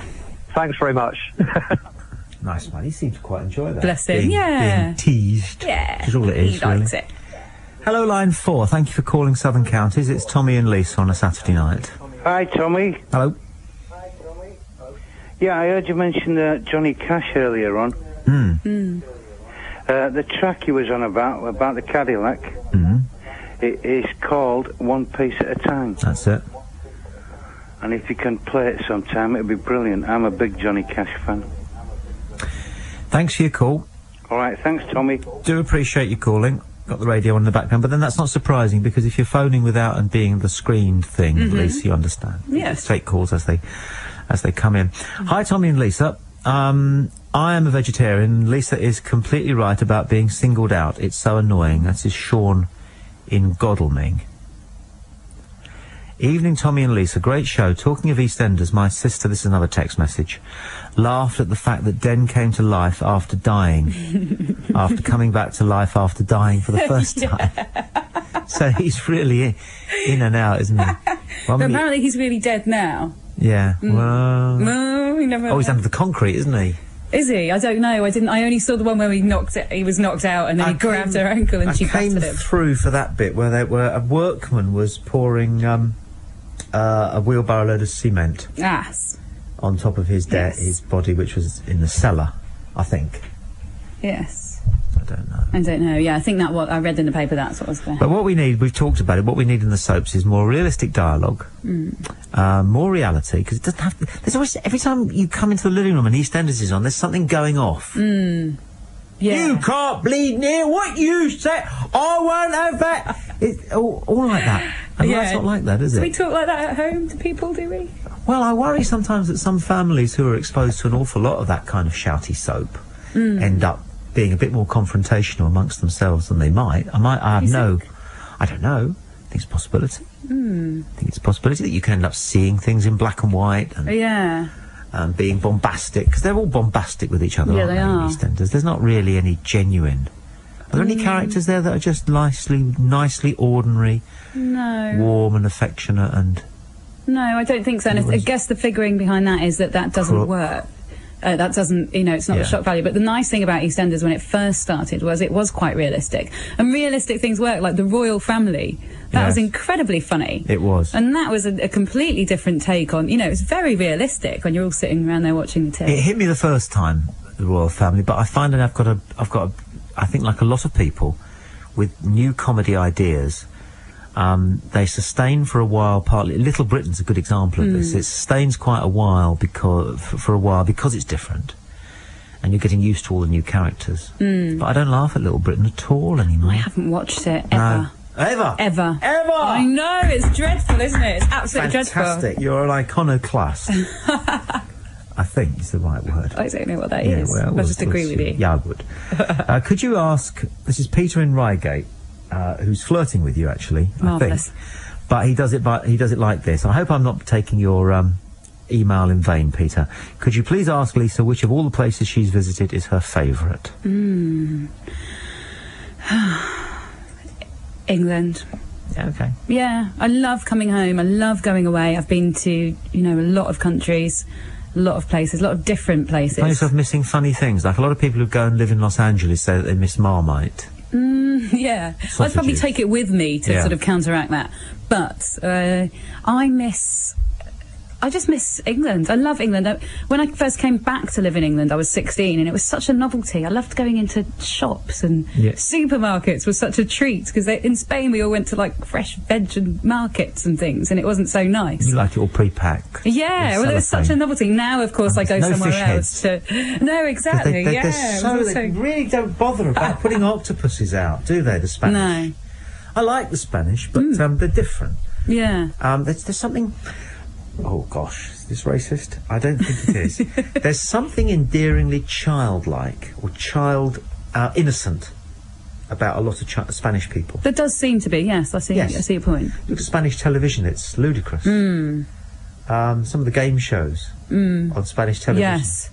Spanish people think it's ludicrous as well. Do they? Yeah. All hosted by small, fat, bald men. Yes. You just don't see on British television with anymore. Stunning women. The women are just ridiculous. Yeah, even the newsreaders are just absolutely stunning.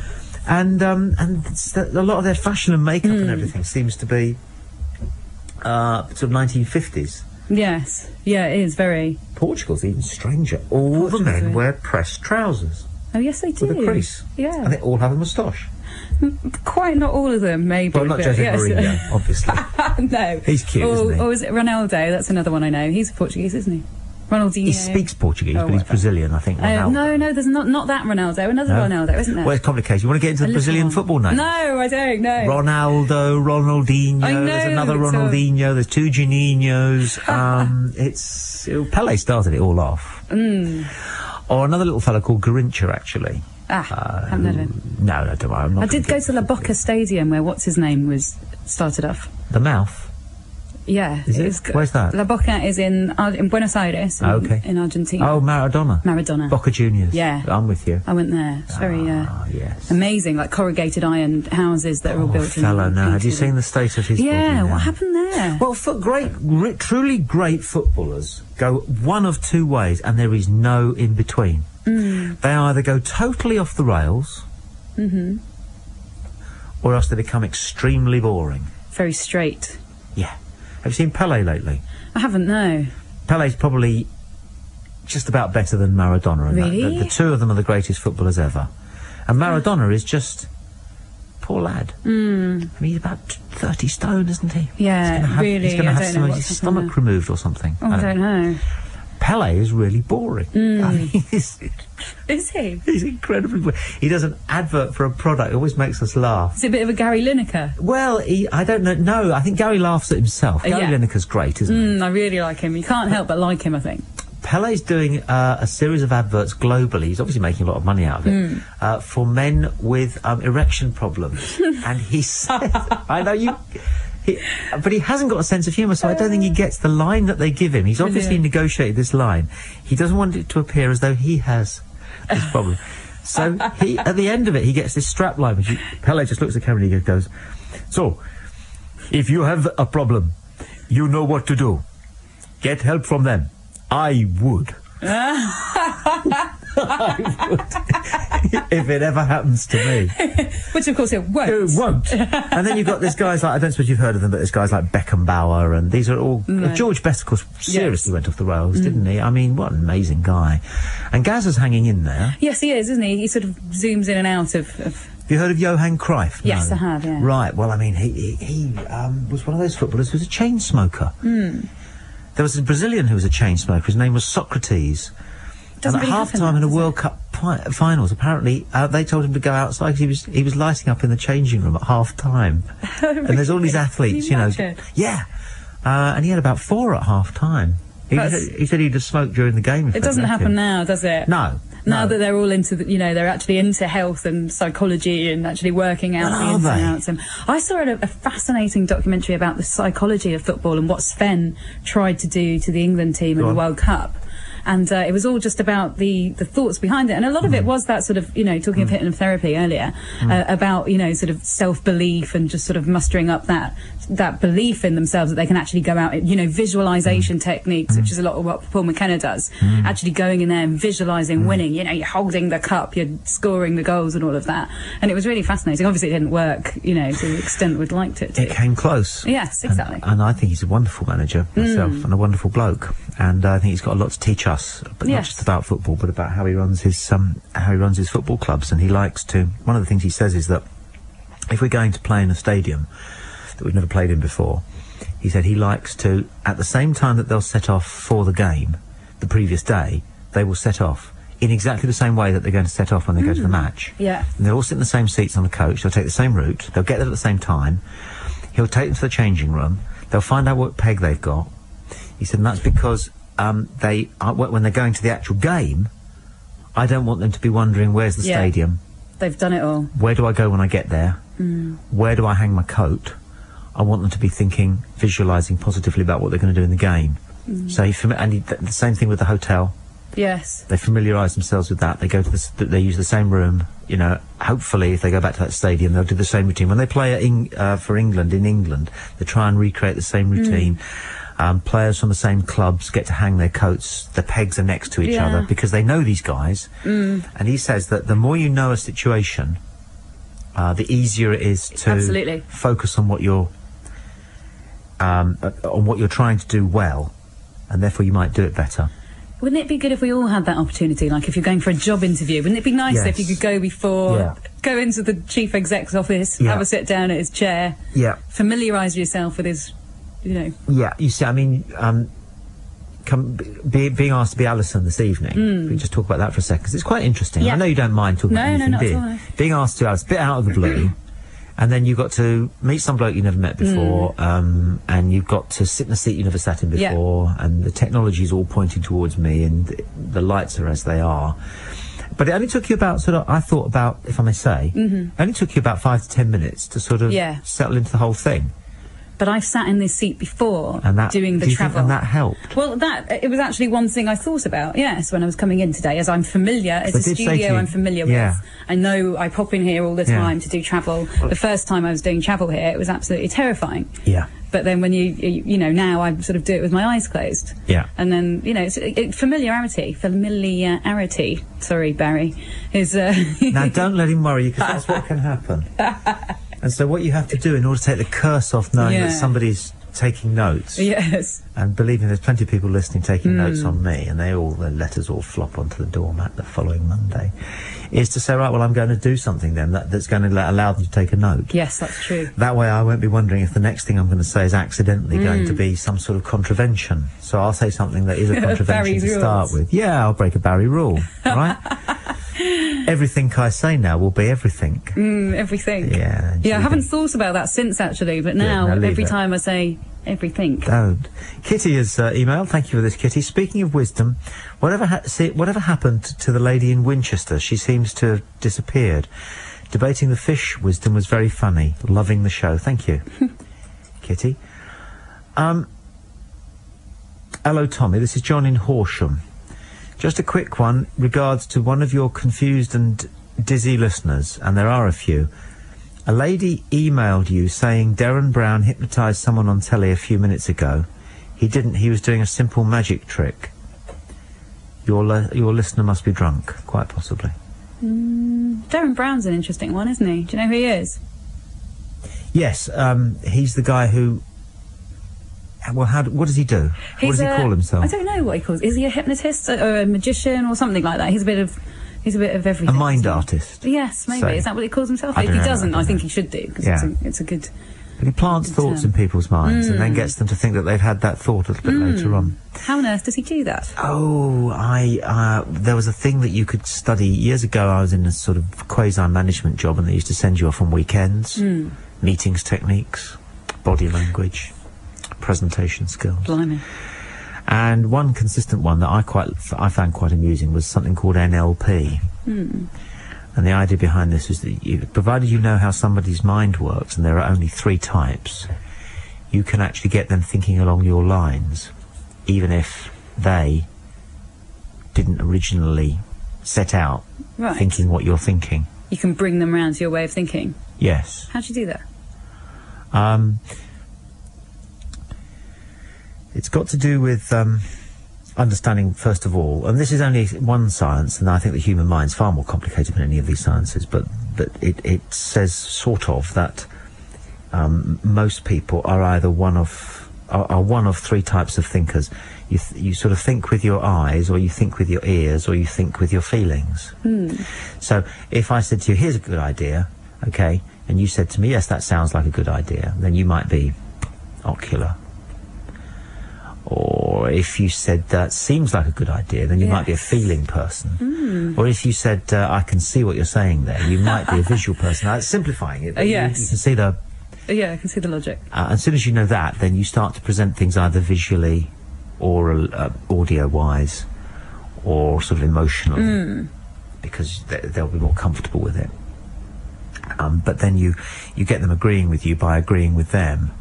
And you do that not by nodding or saying, oh, yes, you're clever, but by matching their body language. Yes, yeah. And doing what I did just like then. you're doing Yes. I know, but as soon as you start talking about these things and you're really conscious of the way you're sitting and where you're looking and, oh, I'm looking to the left, does that do you think I'm lying? You know, what am I doing now? Yeah. Do you think that's what psychics do?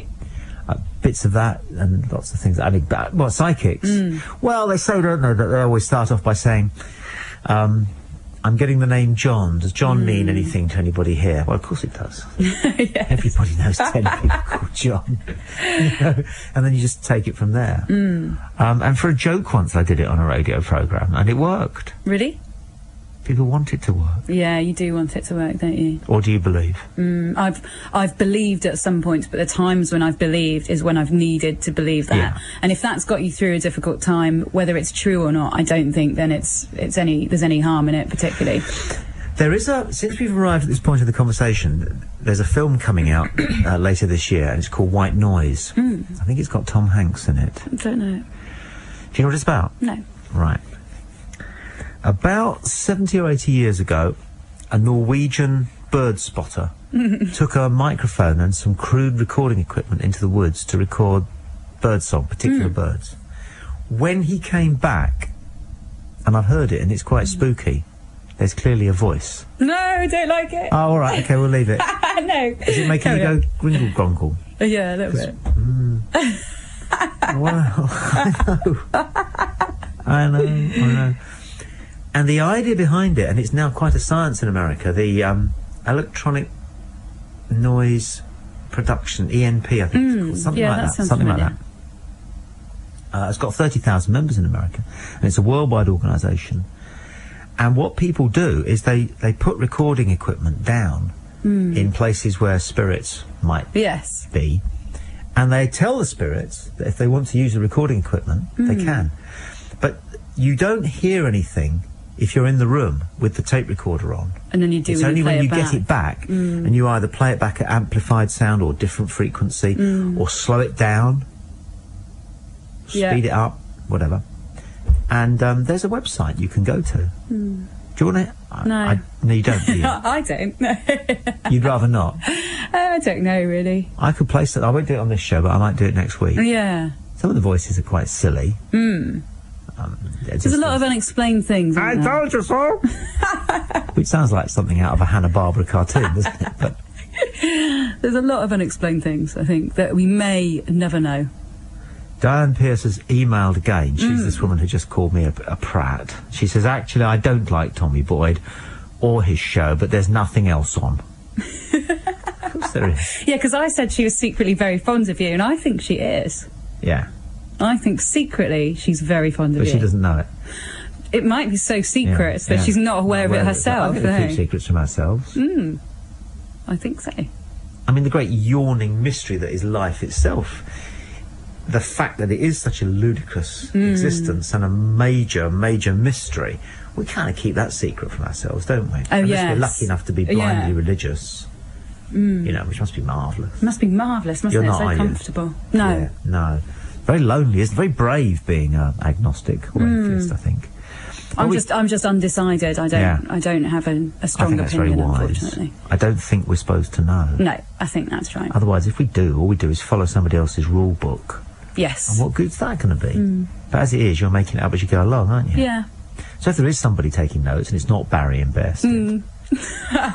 Although he is taking notes. He is. Pardon my French, she finishes, Diane Pearce, but Camilla is a wrinkled old prune. That is so unkind and so unnecessary, and I think actually Camilla is very beautiful. I think she's, I do not think she's an unattractive woman, and I think, so what if she is a wrinkled old prune? If he loves her, all the more reason, you know, that he loves her for who she is and what they've been through together. Yes.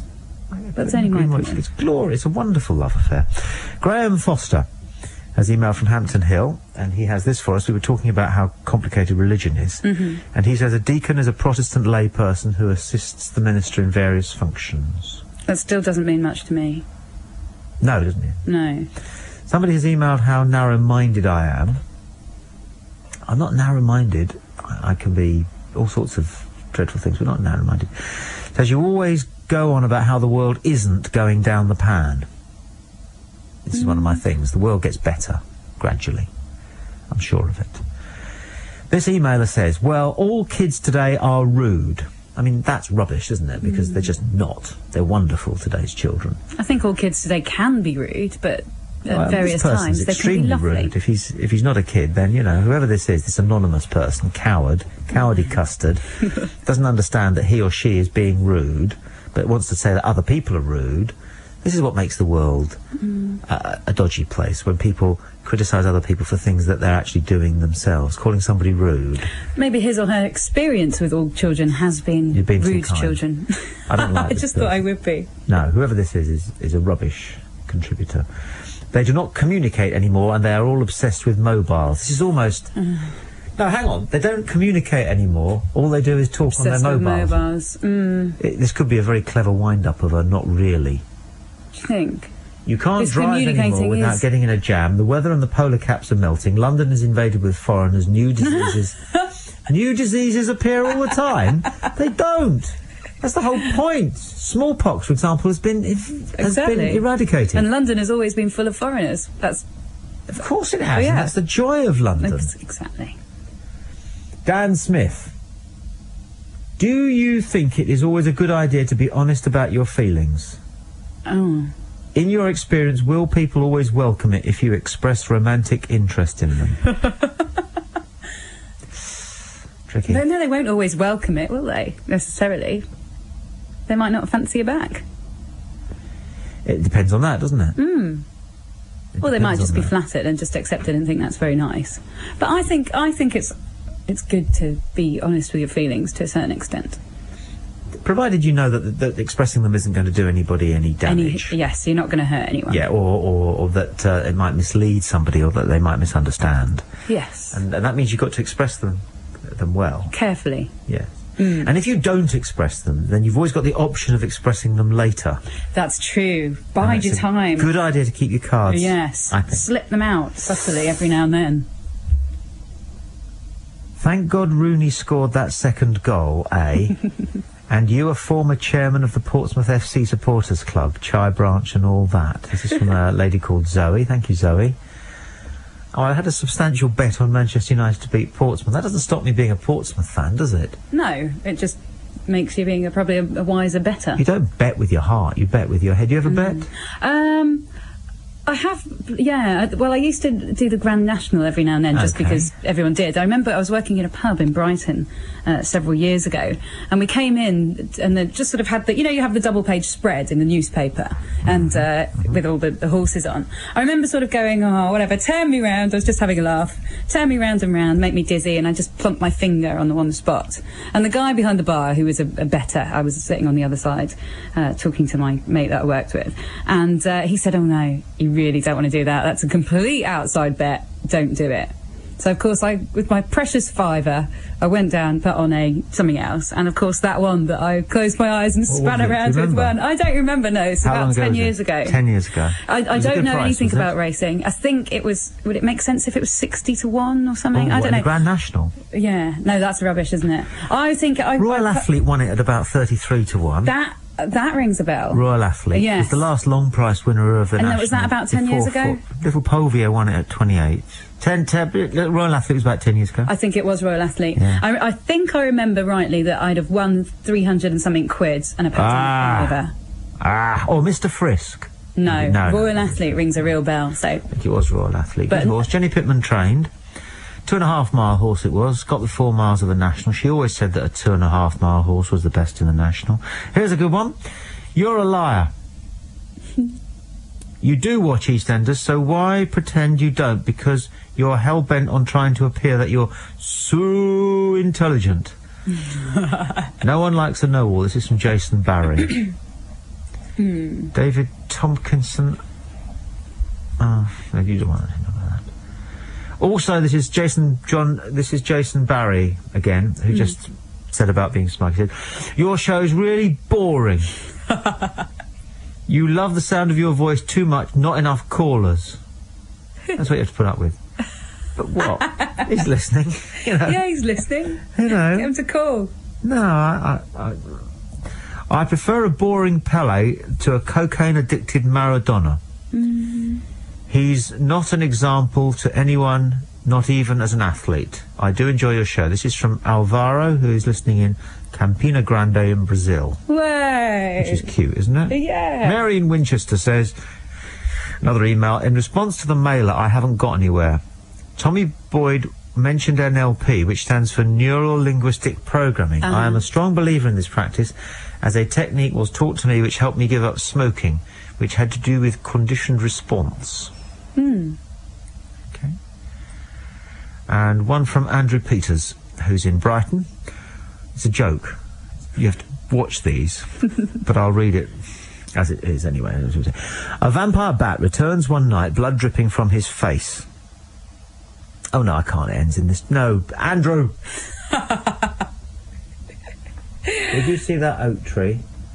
Oak tree? Oh no, wait a minute. I'll try it. I'll try this joke. It might be all right. It might be crude. Okay. A vampire bat returns one night, blood dripping from his face.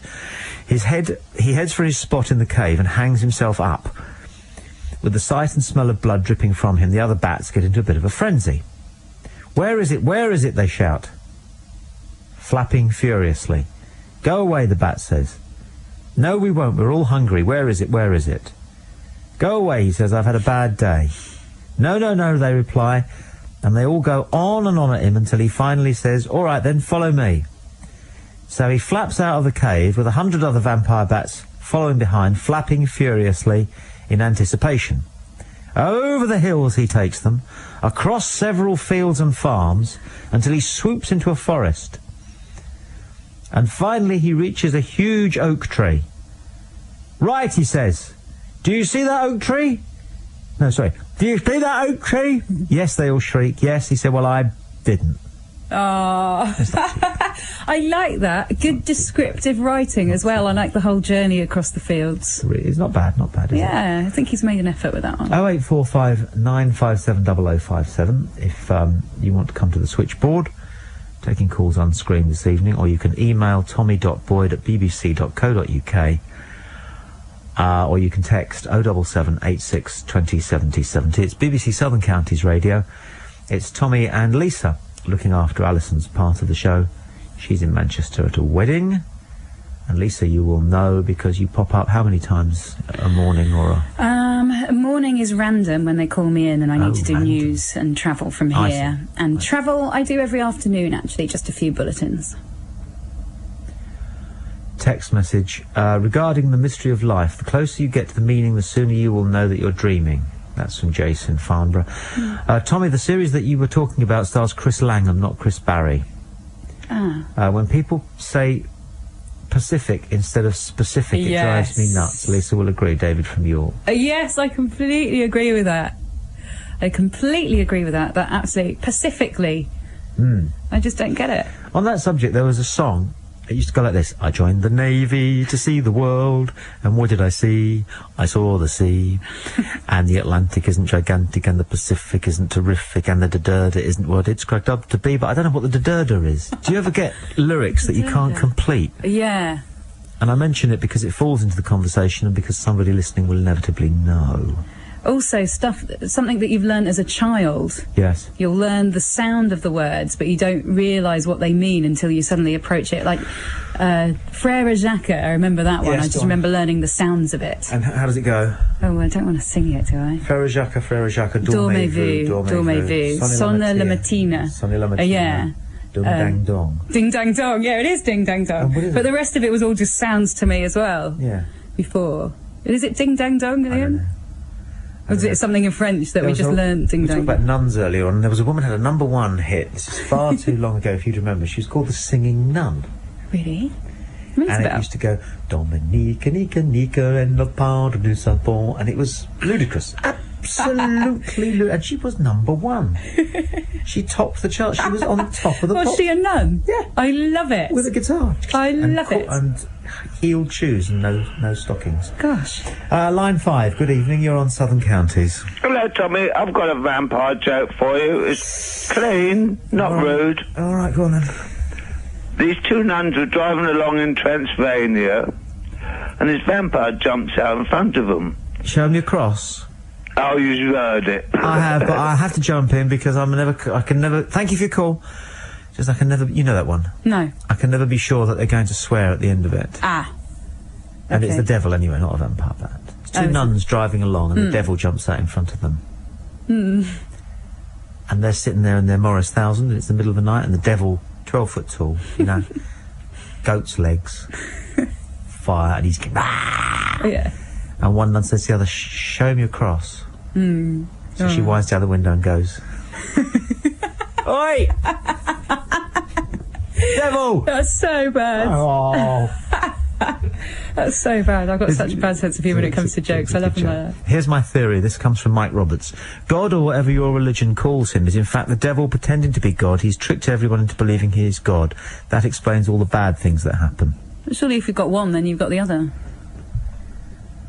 Well, it's a degree thing, isn't it? It's a yin and a yang.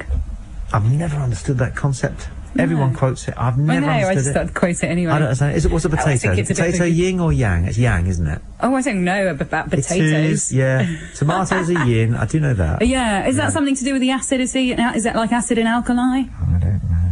No, I don't know either, no. But it's good or bad. They counteract each other, don't they? Something like that. Balance. Balance. Howard Smith has emailed from Kidderminster. You mentioned that the film White Noise was coming out later this year. This film was actually released in the UK on the 7th of January, and it stars Michael Keaton. I haven't seen it yet. The reviews were terrible. No, they weren't. But do you agree with me, Tommy? Critics' reviews are for reading and not for believing. I don't know. Jonathan Ross is ever so good on film things. Yeah, he is good. Do you not think? Yeah, but I think the ones you see in the paper, generally, I think you've got to take them with a pinch of salt and just make up your own mind. But it depends how often you want to go and see things. If you don't have much time and you want to go and see something really good. I saw Closer the other week, which was very good. You heard about that? No. Clive Owen, British actor, been nominated for Best Actor Award, I think, at the Oscars, and it was really good. Very disturbing, very uncomfortable to watch, because it's about people having all sorts of extramarital affairs. Julia Roberts was gorgeous in it. Is she, though? Well... See, I was watching Notting Hill again, and I just thought to myself... They get one thing wrong, those blokes who make those films, like 4 Weddings, the same thing. The girl in that just wasn't as beautiful She was Andie MacDowell, wasn't she? Yeah, she just wasn't that beautiful. I agree with you, yeah. You know, I can see that Hugh Grant's beautiful. Yeah. But he's okay. Yeah, but then Julia Roberts, I just can't see it. I mean, I know she's trim and skinny and everything, and she does have a great big face full of teeth. She's got beautiful, soft brown eyes, and I think I thought she looked more beautiful than ever in this, and she's improved with age, which I think is quite nice. Well, shall I tell you what I think? I think that those women, are a woman's idea of a beautiful woman, and a gay man's idea of a beautiful woman. Maybe. But I don't think that's a bloke's idea of a beautiful What's your idea of it as a bloke? Kirsten Scott Thomas. Oh, yes. Who was also in 4 Weddings. Yes. As the woman who then said in the drawing room to Charlie, whatever Hugh, what's his name's face, character was. Yeah. I've loved you for 10 years, but I didn't want to say anything, and then she sucks on a big Russian cigarette. We like all that. What a good moment. A woman who's prepared to be your friend even though she loves you desperately because she doesn't want it to spoil your friendship. Yeah, and never mentions it in 10 years. And who smokes massive French Russian cigarettes. And had she, however, mentioned it 10 years ago, then things might have been different. It would all have gone So maybe she should have spoken about her feelings. And funny enough, look who gets to marry Prince Charles at the end of that movie, 4 Weddings. Duckface, isn't it? Oh, yeah. Is it Duckface? Yes, I think it was, yeah. 08459 570057. Paul has emailed, he's in Preston listening. Great show as ever, Tommy. Lisa's sounding great. Thank you. Time for the really serious and meaningful question. Bearing in mind that light bulbs always blow when you turn them on, if you kept them on for all time, would they ever blow? Oh, and also, what is Lisa's second name? I want to Google her. Again, it's the last line that gets to the real point. He pussyfoots all the way through the email, and then gets to the bit that matters. I'm Lisa Francesca Nand, which is N-A-N-D. And yeah, light bulbs do go pong. I've noticed if I come downstairs into the kitchen in the morning and turn the light on quickly, I go boom, bang, hit the switch. It's more likely to go beep. Yes, it's a quick hit on the switch. You're right. Little hit on the switch. It invariably doesn't blow. So you're telling me that you get up in the morning and you gently press. I do now. The switch. So I am fed up with changing light bulbs. You see, not that long ago, there was a thing, it was called a light bulb. That was all it was. There were no variations. There were no cones, there were no screw-ins, there were no ones with big contact lens end bits. There were no clear, all there was like a light bulb. You could either get like a bright one or a not very bright one. That was it. Do you have any idea how many wrong light bulbs I have sitting in my kitchen cupboard right now? So many! We've got so many, yeah, you're almost praying for that one light that takes the 12 bulbs that you've got to go, but it doesn't. And why do you always think, when you go down the shop, why don't you just take it with you? You put it on the side and you think, I'm going to take it with me, I really am this time. And then you forget it and you think, oh, well, I think it's got to be that one, it's definitely that one. You do that about 15 times before you just do without the light. No, we're totally on a roll here. This is Southern Counties Radio, where we really talk about the things that matter to us, because these are the things that matter to us. Because discovering that we're as stupid as everybody else is as stupid as we are is, I think, the most empowering discovery any of us make, because we tend to think that we're useless and stupid and everybody else is quite bright, like Barry, you bastard. Right. So Barry's got a cupboard full of light bulbs as we speak. I was given this fantastic torch, right? I mean, it could really, honestly, you could actually pick out planes in the sky with this torch. It was such a bright... I went to buy it the other day, because when we leave here at 1 o'clock in the morning, this building here on Saturday night, you have to go and pick your car up if you're driving from a pretty dodgy car park. Yeah. And it's actually pitch dark and a bit scary. And one of the girls that I used to escort out of the building was quite jumpy about it, so I used to bring my torch. So I went to get the torch out of the kitchen drawer, as you do. We all keep our torch in the kitchen drawer. And the bulb had gone. So I made a discovery. They don't sell torch bulbs anymore, mate. No. They simply don't. It's like shoelaces. This is a great business plan. This is an opportunity. No, it can't be, because what they've done is they've gone, right, torches now, they're all made in Taiwan or somewhere else. They don't cost an awful lot. Just buy a new one. If your torch bulb goes, you buy a new torch. It's so wasteful, though, isn't it? Yeah, and this thing that I've got, it's like a night, I think it's like one of those cops nightsticks, you know, in Chicago. Gunk, gunk, gunk, you know. What if somebody came? I wish they would come from me. Do you like gadgets? Are you someone that, like, at home has, like, not really, gadgety stuff? No. What's your best gadget? I've got a thing that you put into the USB port in your computer, and it downloads everything. What's it called? A hard drive? USB. Yeah, it's a portable device. Yeah, that copies things. And I like the MP3 player as well. No, I don't have anything. I'm rubbish again. I can't even. I can do like really complicated computer programs on the, that we use on radio and things and everything like that. Something I'm interested in, but when it comes to like working the DVD player, I just want to press play and I want to press stop and I want things to work. You don't exactly. Well, have teenage sons because they can do it all for you. Yes, I don't think I'm quite in the sort of you can't the running for teenage sons at the moment. It takes a lot of work. It takes quite a while. It's a while, yes, that's the main thing. They don't just appear, do they? No, but their friends do. Yes, that's God, and if they have other useful skills, then that surely must be a bonus. They tend not to. Spilling wine on the carpet. It must be a nightmare in your house, because if you really do, whenever someone spills wine, if you really do go and chuck some wine after it... Not a lot. One of my son's friends' hobby is sitting on the remote control at the crucial moment in the match. Yeah, I do that. Yeah, I do. I'm always sitting on the remote control. Yeah. And then I don't know how to get it back, because I've got about 5 remote controls and I don't know how to get it back. Yeah, and the worst one is when you flick it so that it's no longer TV, but it's on VCR, and you're trying to change the channel and it won't. You think, oh, come on! Yeah, and you miss the goal. Yes. Yeah. Yes. 08459 570057. But bulbs... they're very annoying. But isn't there a theory that you can actually, because you've got long life bulbs, haven't you? Those sort of economic ones, ecologically friendly. I've got a couple of them. Okay. But isn't there some sort of theory that you can make them that will last forever, but the manufacturers don't, like batteries or something like that? There's a story that somebody's got a perpetual motion machine somewhere in Los Angeles, but they won't use it because it would put cars out of... Yeah, exactly. You never know. Petrol, the oil industry. There's a story that somebody knows how to make petrol out of water. But everlasting light bulb? Possibly. Yeah. Possibly. It would solve all that. I have cupboards, absolutely cupboards full of them. I'm sure I have about 10, which is quite a lot to have hanging around the house. And Christmas lights, they go as well, annoyingly. Yeah. Because you use them for the 3rd year, and nowadays... they don't go all if one of the bulbs goes. Yes. So you get these really sort of forlorn strings of lights that have got 28 bulbs on them, but only 9 of them are working. That's so depressing. And you have to decide what you're going to do about that, whether you're going to hang up this string of largely deceased...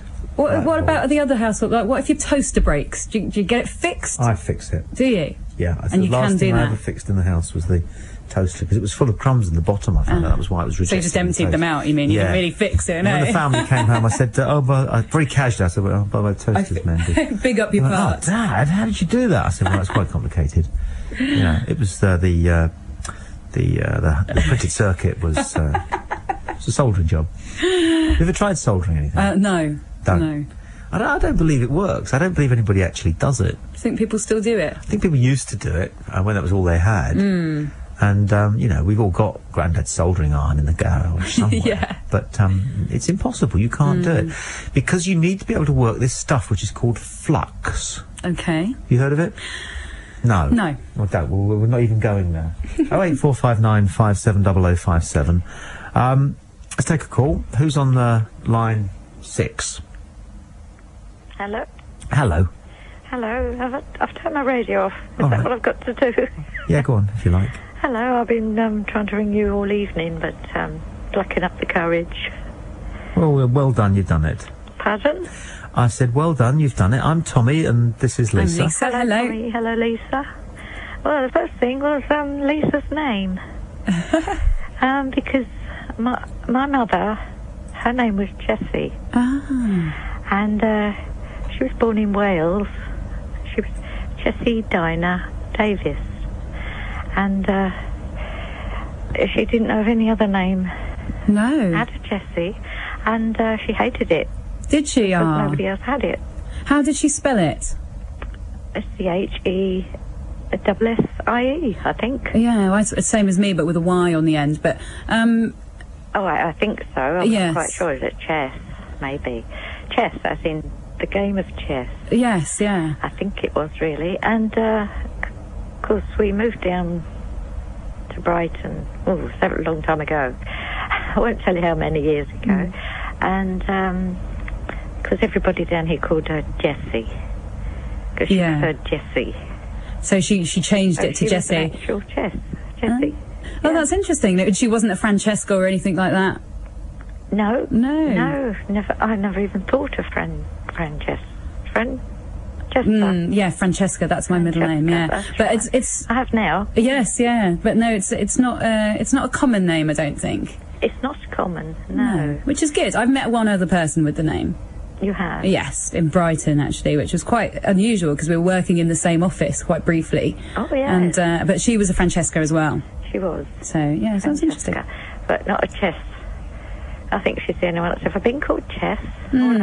All the other ones were Welsh names: Gwyneth, Blodwyn, Elizabeth. Oh, there's plenty of aunties I had and uncles. And I say it was a very interesting programme. I listened to your programme this evening, and I found it all very interesting. I wish I had another phone, to join in. Well, thanks for your call. Yes, thank you very much. Appreciate it. It's just a couple of people and some listeners too. Just as I said before, Lisa shooting the breeze, which is quite a nice. It's been a lot about the name, hasn't there? Yeah. Yeah. Well, it's a big thing, your name, isn't it? It's the most powerful words you'll ever hear is your own name back at you. Yes, that's true. Isn't it? Yeah, I had to think about it, what ones I was going to use, but it is. It kind of labels you, doesn't it? Like we were saying earlier about not liking people if you've met someone called Bob and you don't like him. Yeah, I've often wondered if it would be a good idea for people to be allowed to choose their own names when they get to the age of, shall we say, 16, as a kind of a secular rite of passage. A lot better than the bar mitzvah. Yeah, choose your name. Yeah, choose your name and choose some things about you. Change your parents. Well, there's a good idea that George Bernard Shaw put about when it comes to changing your partner. Okay. Because he said, when you're young, neither of you know very much, and really you should be paired with somebody a little bit older. Yeah. So when you're 15, you're given a partner. And you can be as romantic as you want with your partner, and they will be 45. Okay. That's good, isn't it? Then at 30, you flip-flop over and you start all over again with another partner who's the same age as you. Right. And the real kickback in this is when you get to 45, you get a 15-year-old to educate, to be a mentor. To educate. Yes. To educate. It's got its attractions, isn't it? It's got its attractions, but it's also just a little bit clinical. It's just a little bit not right, actually. Something about it doesn't feel very right to me. No. But yes, I see the way of thinking. It's not what Charles is doing anyway. Is it? We're back to him. Yeah, Charles again. This is somebody who's emailed the Gish joke, the knock Gish joke, which you probably know. No. Knock knock. Who's there? Gish. I forgot about that. He's right. Yes. Gish who? No thanks. I've already got a copy. It's not very good. I don't get it. A big issue. Oh. Adam Jackson wants to know why we're not having any fights this evening. We're not having any. We have had a couple of fights, but basically people haven't rung in for a fight. And we don't have to have fights every night, man. What do you think this is? Huh? You want to fight? You can go to any pub. Where do you live? What's his name? Adam Jackson. Where do you live, Adam? Hold on. Does he not state his location? No. You can go to any pub anywhere on a Saturday night and get a fight. Nice email from Mike Craig. I'll quickly read this. Yep. It says, Hi Tommy, re the Grand National. Here's a story. A very dear friend of mine died on January the 2nd last year, and his one wish was to have half his ashes scattered at the winning line at Aintree Racecourse near where Red Rum is buried. He loves that horse, and he wants the other half blasted into space. I could only manage to arrange the scattering of ashes at Aintree, as I know no contacts at NASA. The stable manager arranged for one of us to meet him at the racetrack, and he showed us around and then drove us to the winning line for us to have the little ashes scattering ceremony. He then gave us a guided tour of the stables. He gave us a lot of time and attention, and I'm grateful to his kindness. Upon leaving, he mentioned Ashley House, which was Ginger McCain's runner for that year, who won it, who might win it again. Mike, come back to your email in just a second. Who's this on line 1?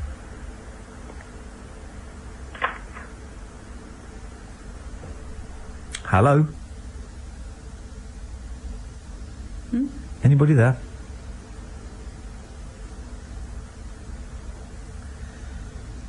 Half past 8 on Tuesday, Lisa. Hello, are you there? We've got you.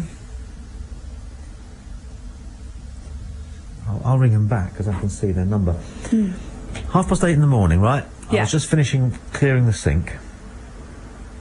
As you do. And the phone rang. Picked it up. I could hear something going on like you just heard there. I said, hello, hello. And I heard what was clearly a mum walking her daughter in a pushchair. Oh. And it was clear that her mobile phone, which she just dropped in the bag, had dialed my number at random. Randomly? Or maybe I was on speed dial. Yeah. But I couldn't work out who it was, 'cause I don't know anybody who has a baby in a pushchair that I know of. That's interesting. I knew. What about sending the wrong text message to someone? Have you ever done that? No. It can get you in so much trouble. Go on. My friend did it at work when our boss, ex-boss, so I should say, was being very horrible, and she sent a very rude text message to someone about him with all sorts of expletives, saying, and she sent it to him. Yes. He wasn't very happy. That was line 2, who's just dropped off.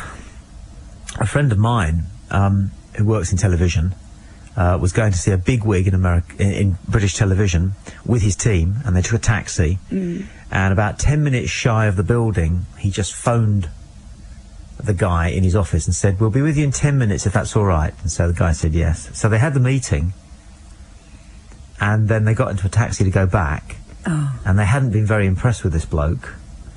And they were saying what prat he was. And, no. Who did he think he was? And he wasn't very talented, and didn't he have a funny wig on? And all the things that you say. And it turned out that they got in, and the mobile phone had gone bang and was on redial, last number redial. Oh my God. And apparently this chap was sitting there, his phone rang, and he just picked it up, and there they were going, so what do you think of him then? What a prat. Terrible wig. Guess what? They didn't get the commission. I think if it was me, I would have given it to them just to, you got to like that. Yes. I'm just going to very quickly, whilst you're reminding people what the telephone number is. The telephone number, which I know, is 08459 570057, or you can email us on tommy.boyd@bbc.co.uk. Am I right in that? Yeah, that's right. And there is a text number, but I don't know it. 07786 2023. This is somebody who rang a few moments ago, but we couldn't hear anything when they... Yes. Hello? Hello there, did you just ring us at the studio? I did, yeah. Hi, we couldn't hear anything of you there. I know, I lost my bottle. Oh, I'm sorry. No. It's a difficult thing to do. Well, does it feel all right now? It's just 3 people talking here. I froze up, I understand. Who's this? It happens. Yeah, sure. What's your name? I'm anonymous. Okay, that's fine. Okay. Clearly. Yeah, well, you can stay anonymous. I wouldn't have frozen up if I wanted to be known. I thought you maybe had a technical, but A technical? Go on. I thought you had a technical problem. That's a way of describing it, yeah. All right, well, anyway, if you don't want to talk, that's fine. Oh, no, I'd love to chat. Oh, so you're all right now? Oh, absolutely. That's funny, isn't it? You sound nice and relaxed. Thank you. I try, you see. I've got to be up early, though, in the morning, and that's troubling me. What do you do? Well, I get up early in the morning. What for? It's troubling me. What is? Well, getting up early in the morning. In what way? And not knowing what for. You see, it just becomes routinous, doesn't it? Becomes? Routinous? Oh, so you're in the routine of getting up early in the morning, but you don't necessarily need to get up early for work. It has been mooted that, a person of no character needs routine. Oh. Really? She can't sit still. There you go, you see. Satisfying an itch. Absolutely. Yeah.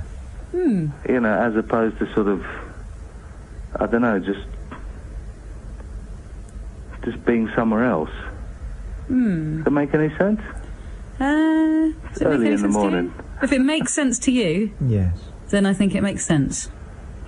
It's got to make sense to yourself. Now, what does Tommy think? What do you think?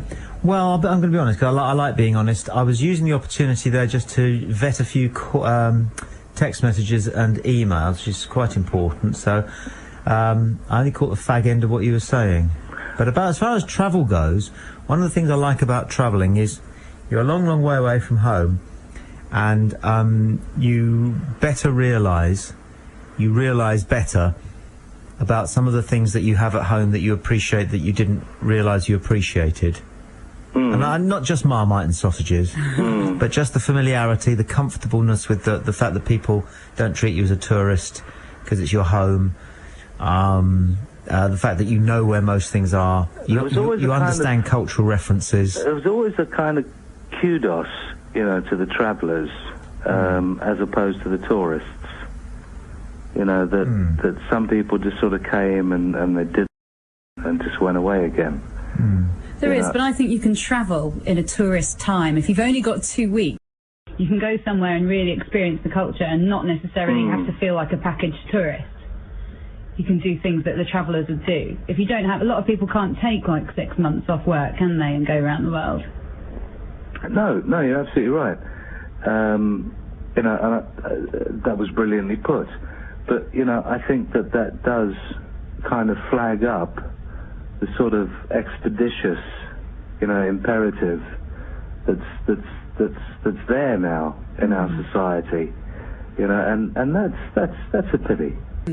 She'd be down the pub, sort of having a pie, a pint. A pie. Actually, maybe she wouldn't now that she's with Sam Mendes and they've gone a little bit Hollywood. But she just feels kind of real. My wife is very good. She's met... she spent a whole day on the beach when our boys were very small with Tracy Ullman, who also had 2 children. And my wife said straight away, obviously she realised it was Tracy Ullman, but knew that Tracy Ullman didn't want, what's this like, who are they like, where do you live now? I believe it's Los Angeles.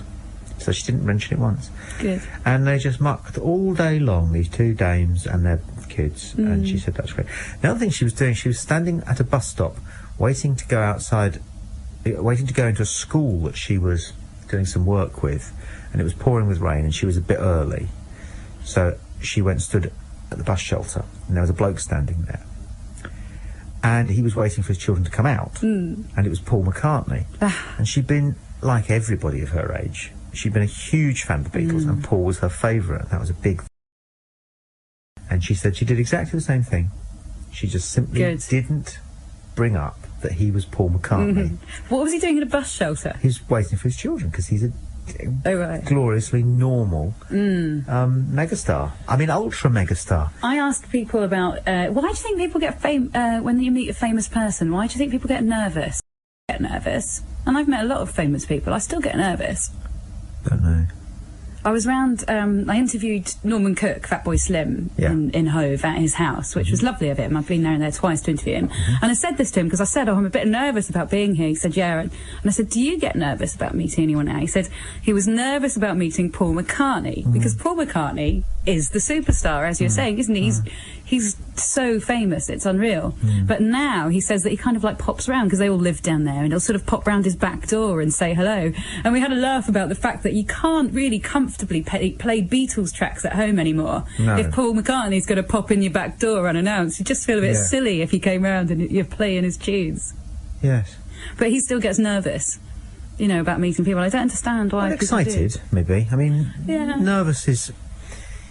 some people are going to stand up at a wedding and give a speech, get nervous, and other people get excited. It's probably the same sort of emotional activity, but we characterise it differently. Different ways of interpreting it. Or the nervous thing can be a negative version of it, whereas the excited thing's a positive version of it. I mean, I say to people who are going out to do things in front of a crowd, if they've not done it before and they've gone, I just said, well, try and imagine it's like Christmas morning, and you've got your presents to open. There is a slight negative possibility that you might not get that thing that you've definitely said you wanted, but you probably will. It'll probably be all right. And it's the same thing with giving a speech and things. But nervous of famous people, I guess if you do it a lot, and if you do this sort of job for a living, with microphones, then you just get a bit blasé about it, actually. But I'm just trying to think of the last time I was really on edge about meeting somebody. Would you feel comfortable sitting, having a chat with Paul McCartney?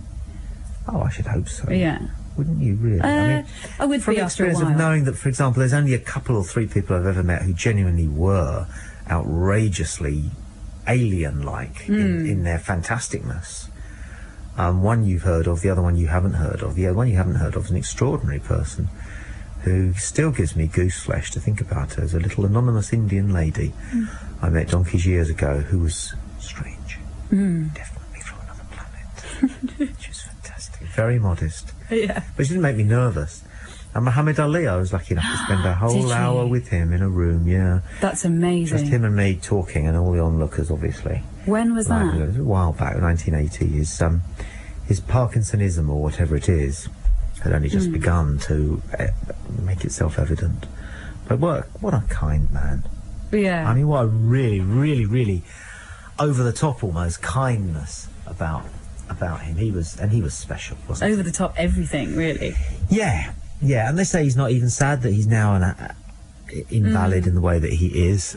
He's just happy to have been Muhammad Ali, and I suppose you'd have to be happy to have done that, wouldn't you? Yeah, that strikes me as his mentality. From what he just would accept that, and generally speaking, having been fabulous. Pop stars are very disappointing. Yes, very. And who's the most disappointing pop star? You can say the name. I'm going to.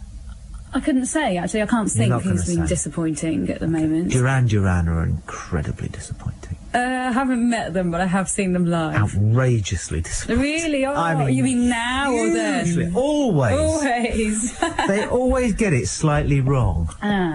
Normally, when you interview a pop group who have not yet had a hit, they'll do anything for you. Yes. Not Duran. Really? No. First time I met them, they were still being a little bit grand. Yes. And they hadn't had a hit. I mean, I was working with a bunch of people at a radio station, and they were the only people nobody knew. But they were still being a bit precious. For no apparent reason. I can't really tell this story, because some of the things that I found obnoxious about them are illegal, so... Right. Well, slightly illegal. Slightly, or is there a slightly illegal? Is there illegal or yes, legal? Of course there's a slightly illegal. Double parking outside the chip shop is slightly illegal. Turning over the NatWest for 38,000 of them definitely with a sawn-off shotgun, that's legal. Now, they didn't do that. What are you saying here? I don't know. I always somehow thought that Phil Collins would have made a genuinely good real gangster. It's that Buster thing. He was so good in that. I'd completely forgotten about that. He was. I mean, he was made for that sort of thing. Funny you should mention Phil Collins. I was talking to a DJ today about Phil Collins, as you do, saying that I reckon he's due for a comeback. Like a comeback of, because in sort of music people of today aren't really sort of praising his songwriting talents, and he is an amazing songwriter, and I think that he's going to have another career high again. I really do. That's my prediction. See, what's interesting is that his generation of rock stars have really blazed a trail whereby they did something when they were young that was a real trailblazing thing, and they tore up an awful lot of outdated cultural values with their music and their lifestyle. And now here they are still doing it in their 50s and 60s and 70s. Are any of them 70? Actually, they're not. But the Stones are 60 now. Yeah. And, I mean, the Stones used to annoy my parents, and now they annoy my children. Well, no, They offend my children. They can't offend you. Well, they do. I say to my sons, today's music compared to mine is rubbish because I don't find it offensive. That's an interesting take on it, yeah. I should be challenged by what you're doing. You should, the Sex Pistols were the greatest British band of all time, for me. Yes. Because of what they...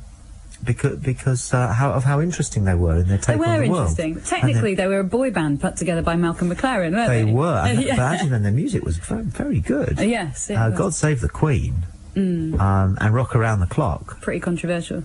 Yeah, but it was also very competent. Do you think it's because we've been shocked now, or do you think bands just aren't shocking? You don't want my theory. It makes me sound like it's such a sued, but I'll give you it anyway. Yeah. My theory is that the oppressive constraints that were in existence in the 60s, which so much music fought against, have been relaxed, partly because of pop music, but also because it would have happened anyway as a result of good social legislation.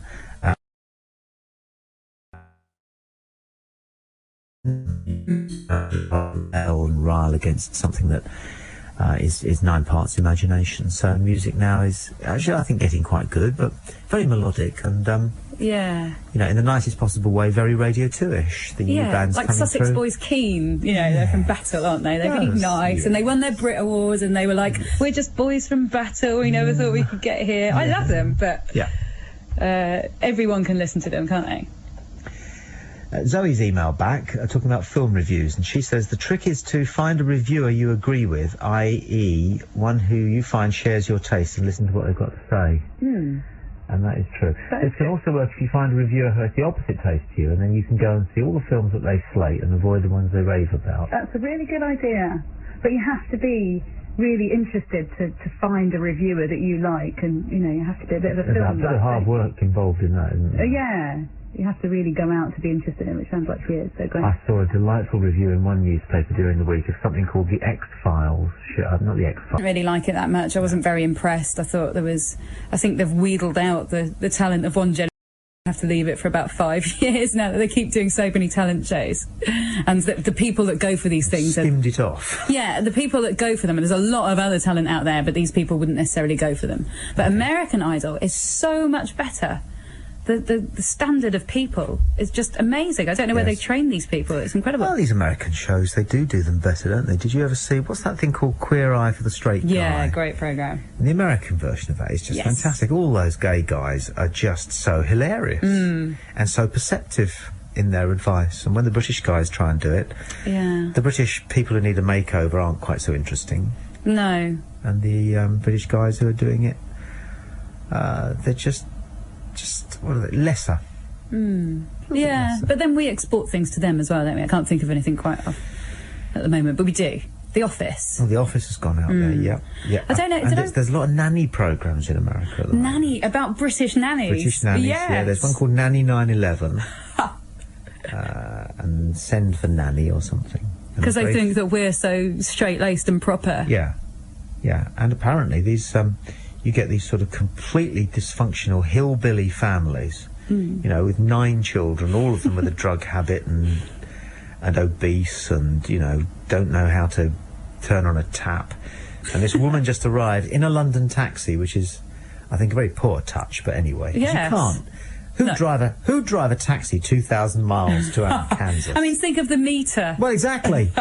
Well, think of your bum. I mean, they're so uncomfortable. They are pretty uncomfortable. So uncomfortable. I don't know. You know. Especially as you get lurched around in the back, don't you? Which you do. London, yeah. Which you do. And the thing I don't like about black cabs is there's so many negative signs in there. I don't like loads of negative. There's no feet on the seats. No eating kubicas.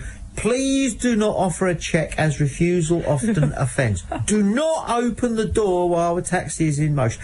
Do not open the door while the red light is engaged. No smoking. No smoking. Do not talk to the driver whilst the taxi is in motion. Does it tempt you to do all those things at once? Sort of be sitting there smoking, opening things, shutting things, shouting at the driver? Of course it does. You seriously feel like doing all of those things at once. Isn't there a law, or is this just another urban myth? Isn't there a law that hackney carriages have to have a bale of hay in the back? No. Is that a load of rubbish? I think it is, of course. Have you heard of it? Well, there's lots of laws that haven't been repealed. I mean, I believe you can still be hanged for setting fire to one of Her Majesty's shoes. No, shipyards. I don't know. Shoes, shipyards, it's all the same, isn't it? You can still be executed in boiling oil for making a Roman soldier step into the gutter. I don't know. But watch it when the Italian students are over it. No, it's silly. Now, here's Lloyd P. Hargrove's email. We're back to Jesus. Tommy, Jesus spent 40 days and 40 nights not giving in to the devil's temptation, and he is considered better than us for doing so. What about the millions of people around the world who fight serious temptation on a daily basis, 24/7, 365 days a year, and choose not to act on primitive instincts and impulse to do soul-destroying but extremely temptatious acts? 40 days. Picnic to somebody fighting alcoholism, sexuality, or potentially facial smoking diseases. I think I get what Lloyd's on about. I think I do. I think you do as well, don't you? But you're not sure. I think I do, yeah. What? Was he kind of saying that was only 40 days? was he saying? No, I think he was saying that, supposing you have a sexual predilection, which cannot be consummated, all right, for whatever reason, and you simply therefore resist that temptation, then that's quite noble. Yes. Supposing it, I think. That's what he's saying. That's one thing, yeah. I mean, an addiction to alcohol, drugs or tobacco is self-induced, so that's not quite the same thing. A curious sexual predilection, of course, is not something that you choose, as I understand it. It's something that's so within that's you. Kind of nobler. I don't know. Yeah, I mean, you don't know whether it's within you or you choose it, or I don't know. I don't think many people think you can choose it. You can hone it, possibly. Yeah, maybe just. I don't know. No. But thank you for that, Lloyd. That was provoking. Alan Burdett emails. I promise no more letters or contact if you play My Girl. That wasn't me texting earlier. When will the ban be lifted? I don't intend. But put it before a panel, mate. Hi, Tommy. This is Robert, who's listening in Tooting in London. Just wanted to comment on your sidekick this evening. She sounds fantastic. Oh. Allison really irritates me. Don't worry about this. This is what we get. This is what we get. Alison's not... She was sensitive to begin with. Yeah. But we get so many really vinegary... Some of the phone calls hits. Some of them are fantastically bitter. You know... But it's... that a lot of people who listen email me and text and say that they think it's wonderful just to listen to these people having a rant. Yeah. And they're often not quite sure what it is that makes them angry. Just angry from Worthing or something. Well, Worthing. Definitely Worthing. Should be on all week, she says. Aww. He says. This is Robert, who again probably... How fabulous. Fancies you. Ask Lisa about carpentry. This is from Paul. Oh, carpentry. Yeah, that's all it This says. has come from some website I'm on After somewhere. Googling her, I Yahoo'd her and I found something about her. Don't mention carpentry, it says. Don't mention carpentry. You don't know what that is. I think it's because I'm on like a couple of radio websites that have things about you, and I think probably what it's referring to is that I've done a lot of different jobs. Right. And I did make wooden boxes for a while in Hove. When I was at sixth form, I worked around my friend's house, and it was a lovely job actually, in the kitchen, and we'd sit there, and it was a lovely couple, and she'd make mugs of tea all day, and he was making wooden boxes for a perfume company, and I was assembling boxes. And I always remember that I actually got a muscle in my hand that's since gone, but I've only just noticed it's gone. It's a weird muscle on that bit between your thumb and your thumb and making your all these finger. boxes? From making the boxes, yeah. So I'd like to say I was a carpenter for a couple of months, which I was just making perfume boxes. I'm just trying to make myself sound more interesting on a website, and I think that's probably what he's picked up on. I think that's perfectly valid. You made lots of boxes. I was Santa Claus once when the guy who was Santa Claus didn't show, and I was only 18. Spontaneously? No, I was working in a toy shop, and Santa didn't show up one Friday afternoon, so they asked me to go and do it. 18-year-old Santa just feels wrong, doesn't it? It's ridiculous. Yeah. Ludicrous. Fortunately or unfortunately, depending on how you look at it, we only had one customer. I think that's unfortunately for the store owners. Well, little fella came through, big eyes, amazed. Dad behind him, big lad, oil rig, I think, something like that. I won't use the language, but the little boy went out, and I'd done the whole thing, what do you want for Christmas? I just wasn't very sort of, ho. Yeah. And Dad, as he just went past me, he went, I see Father Christmas has been on his exercise bicycle. Yeah, fair enough. Yeah, okay. You talk about making boxes endlessly. We also had to wrap all the damn presents for Santa's grotto. So I had to wrap 4,000 of these little pencil sets that everybody got, all the boys got. And every Christmas or birthday, when I'm wrapping somebody's present, it comes back to me. It's funny how memory works, isn't it? Have you heard of a book called... What's that book called by Proust? Remembrance of Things Past. I have. I haven't read it. Nor have I. Nobody should read it. No. But you should quote it liberally. Yeah. Oh, God, yes. It's all about how different things make you remember different things. Because they do, don't they? Certain smells. Yeah. Smells. There we go. And songs. Songs. Just take me back anywhere. Yeah. What, is that your worst job? What? Wrapping presents. Oh, no. No, gosh, no. No, that wasn't... I think the worst jobs I've had would be jobs where I've been working with people who I found insufferable, and that doesn't happen very often, but it does happen, of course. You? A couple of months telesales in Devon. It was bad. It was really bad. And I knew that what I was selling wasn't right. Well, without mentioning the company name, obviously. What was they closed down quite soon afterwards. What was the product? It was, I was giving away holidays, actually. But what were you really doing? I was getting people to go and attend a meeting. And this is timeshare, and I coming from the south of Spain, actually, when it works, is a very good idea, and a lot of people are very happy with it. It's just a very scrupulous salespeople that kind of get into the media, and I think I was one of those for a very, very brief period, and I didn't like it. And the trouble is, I was quite good at getting, because I was just chatting to people and getting them to go along to these meetings. Nothing horrible happened to them when they were there, but it was very difficult for them to get to the holiday. Yeah. Nothing horrible happened, and the holidays were there, but it was just kind of difficult. But you knew that at some point along the line they'd feel uncomfortable, they'd feel as though they'd been... Yes, and I didn't like that. You know, sold a pup. And also, it's one of those repetitive things. It was telesales. I had to make the same call every 3 minutes. So, have you ever slept at night and dreamt so realistically that you're doing the job? Oh, God, that you've done it all day, and then you have to wake up again and do it all again when you feel you've been doing it all night. Yeah, why is that? Why don't more of us die of heart attacks in our sleep? Because, you know, people die of heart attacks, and you find out that it's because they got to the larder and there was no Marmite. And the stress of that. Bit of a Marmite obsession you've got, haven't you? Well, it's yes. Yes. Yes, okay. I have. Good. Funnily enough, because I've had to make an awful lot of Marmite toast over the last 2 or 3 days. But anyway. But in your sleep, you have some desperately traumatic dreams. Almost normally, don't you? Strange things are going on. You're running towards cliffs. You're flying. Yeah. Whoa!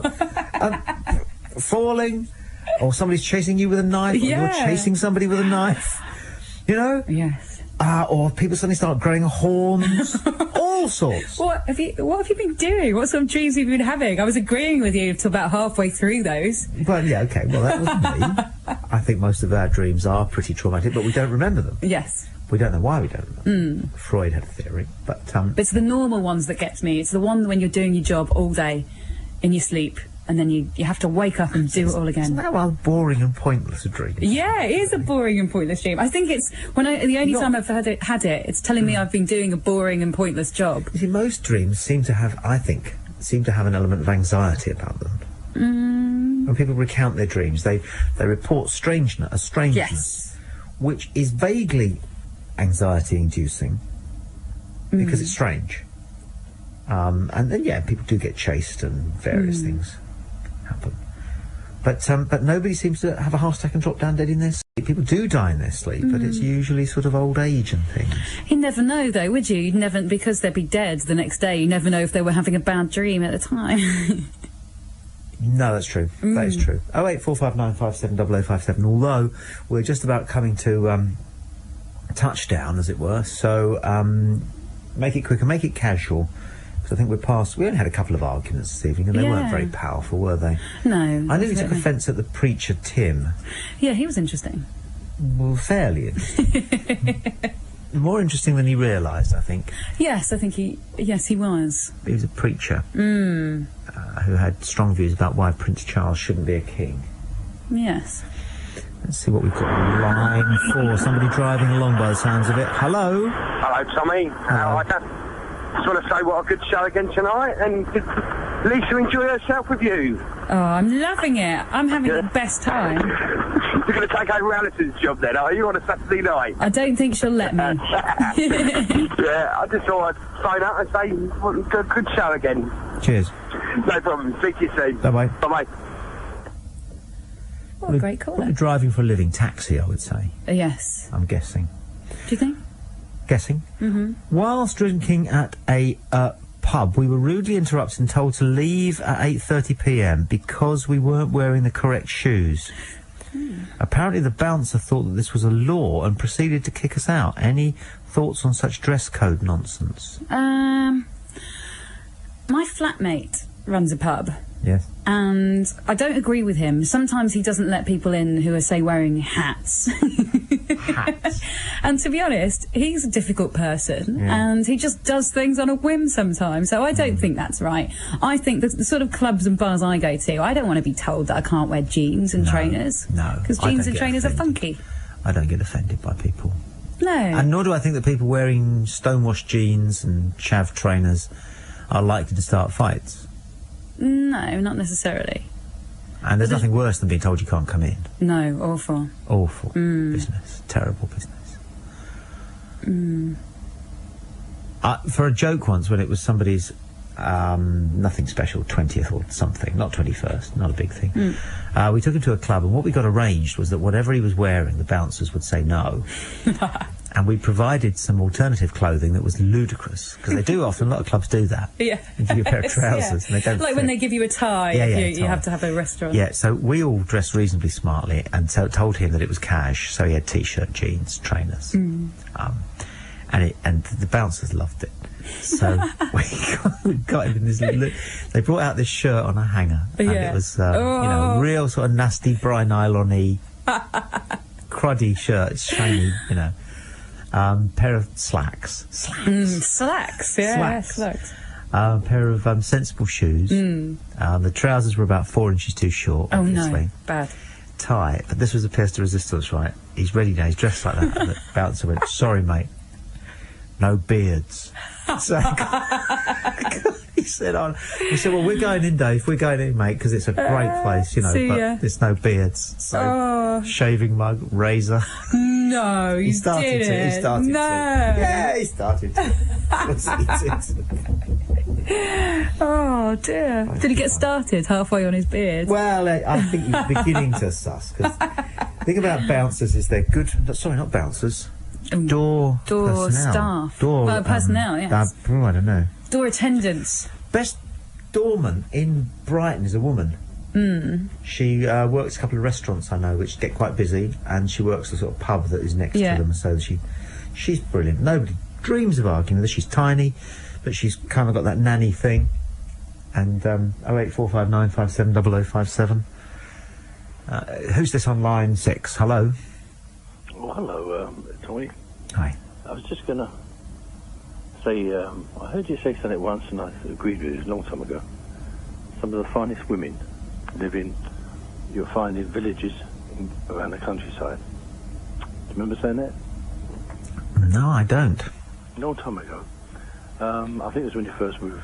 Some of the finest women live in the villages in the countryside. Yeah, and I was in the Air Force, used to travel around. I was stationed at Cowshot. I was going to ask that. I wonder if it's still there. It used to be right on the tip of the solar.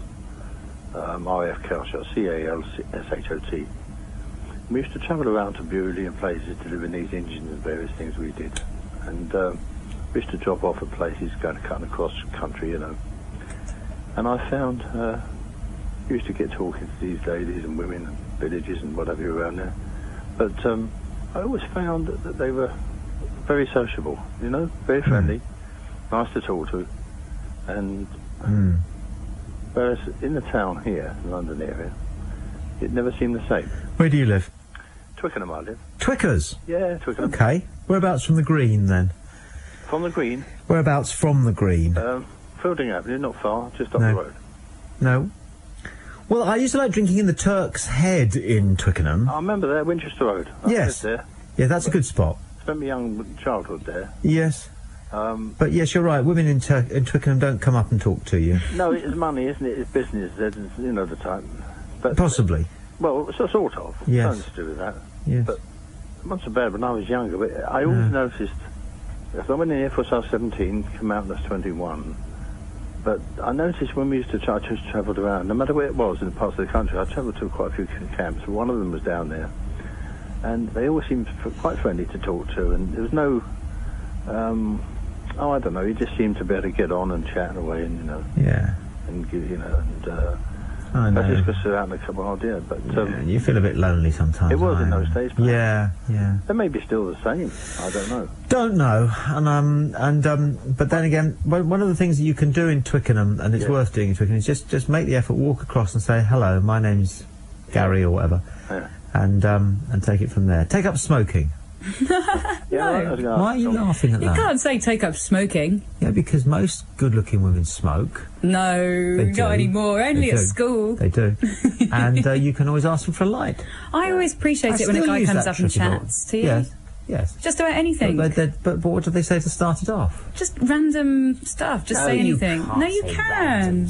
In fact, the more random, the more interesting and the lively conversation you're going to have with them. Oh, not those fake lines, chat-up lines. No, that's bad. No cheesy chat-up lines. Well, what then? Hello? Yeah, that'll do. And I'd go hello. Because you women don't go up to men and start chatting them up with the same random things. You couldn't do it. No. You don't do it, do you? Well, no, because I'm not sort of in that, I'm attached. You're a person. But, What's the difference? yes, No, but I do. no, yeah. even when you okay, weren't. so, yeah, You I didn't go walk up and speak to You didn't people. walk up to people. Because, No. Because the implication that you fancy them means that you either have to be rude because you don't fancy them back and sort of say, I'm terribly sorry, I'm with somebody. Or you kind of carry it on. And that's a risk. Yes. Because where's it going to go? And how are you going to get rid of them if it turns out actually that they're obnoxious? That's true. You see. Yeah, but I quite like an obnoxious conversation in a pub at night. You don't. I do. Like what? I don't know, just a little bit of banter. If I'm queuing for the loo or something, I'll chat to people. Banter's right. Yes, always stand by the exit from the ladies' loo. Yes. Is that what you do? Loiter outside the ladies. Gary, thanks for your call. I'm going to call you Gary, even though it's not your name. Hello? Oh, hello. I was going to say, thank you for your call. It's Clive. I'll tell you what I was going to ask you, Tom. Oh, yeah. You mentioned, my son told me, what's his name, Arnold Schwarzenegger at Teddington. Yes. I met him at Romford Road years ago. Oh, yeah. Where Bennett's place. But the thing is, what was he doing at Teddington? Opening a club, or did he live there? No, he lived in Hayes at the time, and he was a friend of our family. They told me about him, and so I rang him up and asked him if he would come on the show that I was doing, and he turned up, and I paid him 60 quid, and bargain. He's done it amazing good then since. He's done very well, but then he was planning to do well. Thanks for your call. Got to crack on. We just look now. You see, this is people, because it's like people, and you find this with phone radio, don't you? People suddenly think, I better get in now because it's finishing. We're ending the show if you're calling. Oh God, what was I going to say? No, so I was going out with this girl. Yeah. Right, and it was something or other birthday, and for a practical joke, she was taking her friends to this posh nightclub, and they were going to have a girls' night, hen's night, right? I disguised myself. I did it really, really well, right? As a girl? False teeth. No, not as a girl. As an obnoxious bloke. All right, okay, was it? With my hair slick, greasy. I padded myself out. I had false teeth, glasses, and key one this. If you cut the tops off if you want to disguise yourself, if you're ever on the run... Yes, yeah, you never know. Cut the tops off two babies' dummies. Okay, and very carefully insert them in your nasal because it changes your nose shape. Oh, you see. How did you come across that? Yes, I used to work with a spy. Did you just try it one day?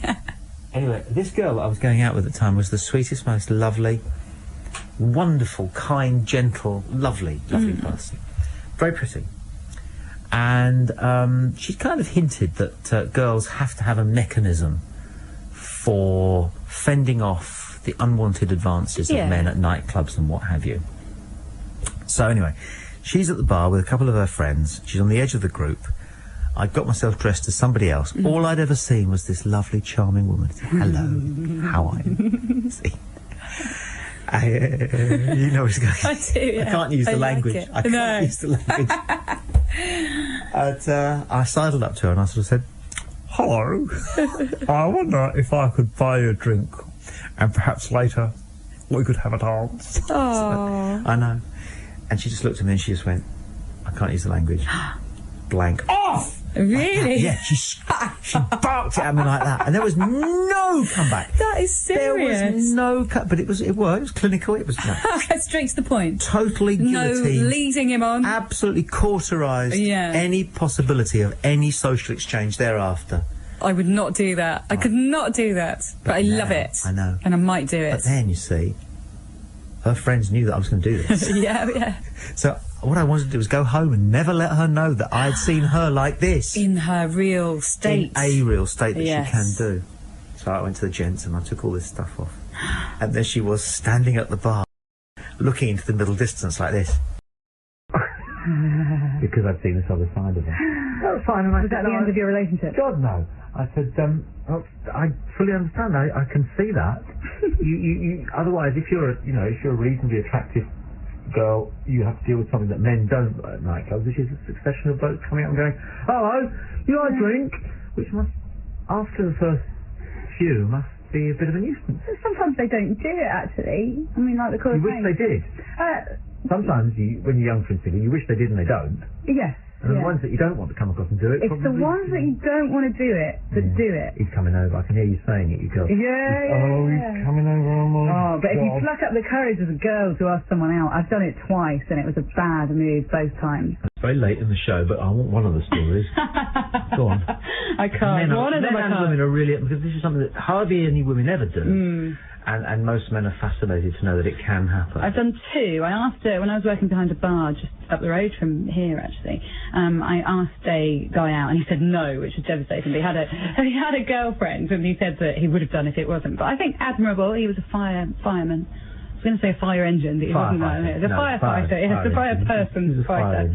And the other one was such a bad move. I was working in the Escape Club in Brighton a long time ago, and I've seen thousands and thousands of men there every week and hadn't asked anyone out, been single for quite a while. And I asked this one guy out, and of course he turned out to be an absolute disaster of a 2 months awful relationship. And I thought, why, out of all these people that I've seen every week, did I have to pick one that's clearly off his rocker? And you just do, don't you? I've enjoyed this evening. I have. It's been really nice because without any sort of deep thought or preparation or anything, you just seem to quite enjoy just, shooting the breeze or whatever you call it, bumping guns and things like that. Down the pub. And you're not on a Monday morning, are you? Not Monday morning, no, Monday afternoon. So lie-in, because Allison, I know, she's got that Monday lie-in. It's so high in her mind from, actually all Saturday evening. And she keeps saying to me, whenever we take a break or play, lie-in on Monday morning. Lie-in. When you get up at 5 o'clock in the morning, a lie-in is just a result. A lie-in's like 7 or 8. I can't go back to sleep for 3 or 4 hours any longer. You used to be able to, when you were a student, you used to be able to wake up and it's 11 o'clock and you think, I had a flatmate who once slept through until 7 o'clock in the evening. I went out at about 9 o'clock and I said, can you remember to get some milk? And he went, yeah. And I got back. And I'd been to London for the day, and I got back, and when I got back, I noticed his bedroom door was still shut, so I tapped on it. He went, oh no, I'll get the milk, all right. He slept from 9 until 7. I like that. Yeah. I like that. And then you go out at night and do it all again. Yes, you do, don't you? But, and you young, you're not young, free and single, are you? You're about 3 of the 4 of those. Yeah, thank you, You're just not single. Yeah. Exactly. Well, I've enjoyed it enormously, and me too. Thank you very much for having me. Yeah, and more of our people should, I think, do this kind of radio. I'm beginning to think that some of our presenters who don't quite get a chance to kick off their shoes on this show because perhaps they're driving quite a fast breakfast show. Yes. And people who read the news. And certainly people who do what you do, which is a bit of reporting, a bit of that and the other. Bit of everything, really. Yeah, it'd be quite useful just to have a kind of, lift the hat on. I like this style. Yeah. It's very good and very relaxed. All right, well, we're going to hand you over to Radio 5, which, as you probably know if you listen on Saturday night, is not particularly relaxed. But Lisa, hope to do it again sometime. Thank you very much. Don't forget to subscribe and like. Comment too if you wish. Even slap your legs and make a purchase from Ann Summers. But don't do nothing.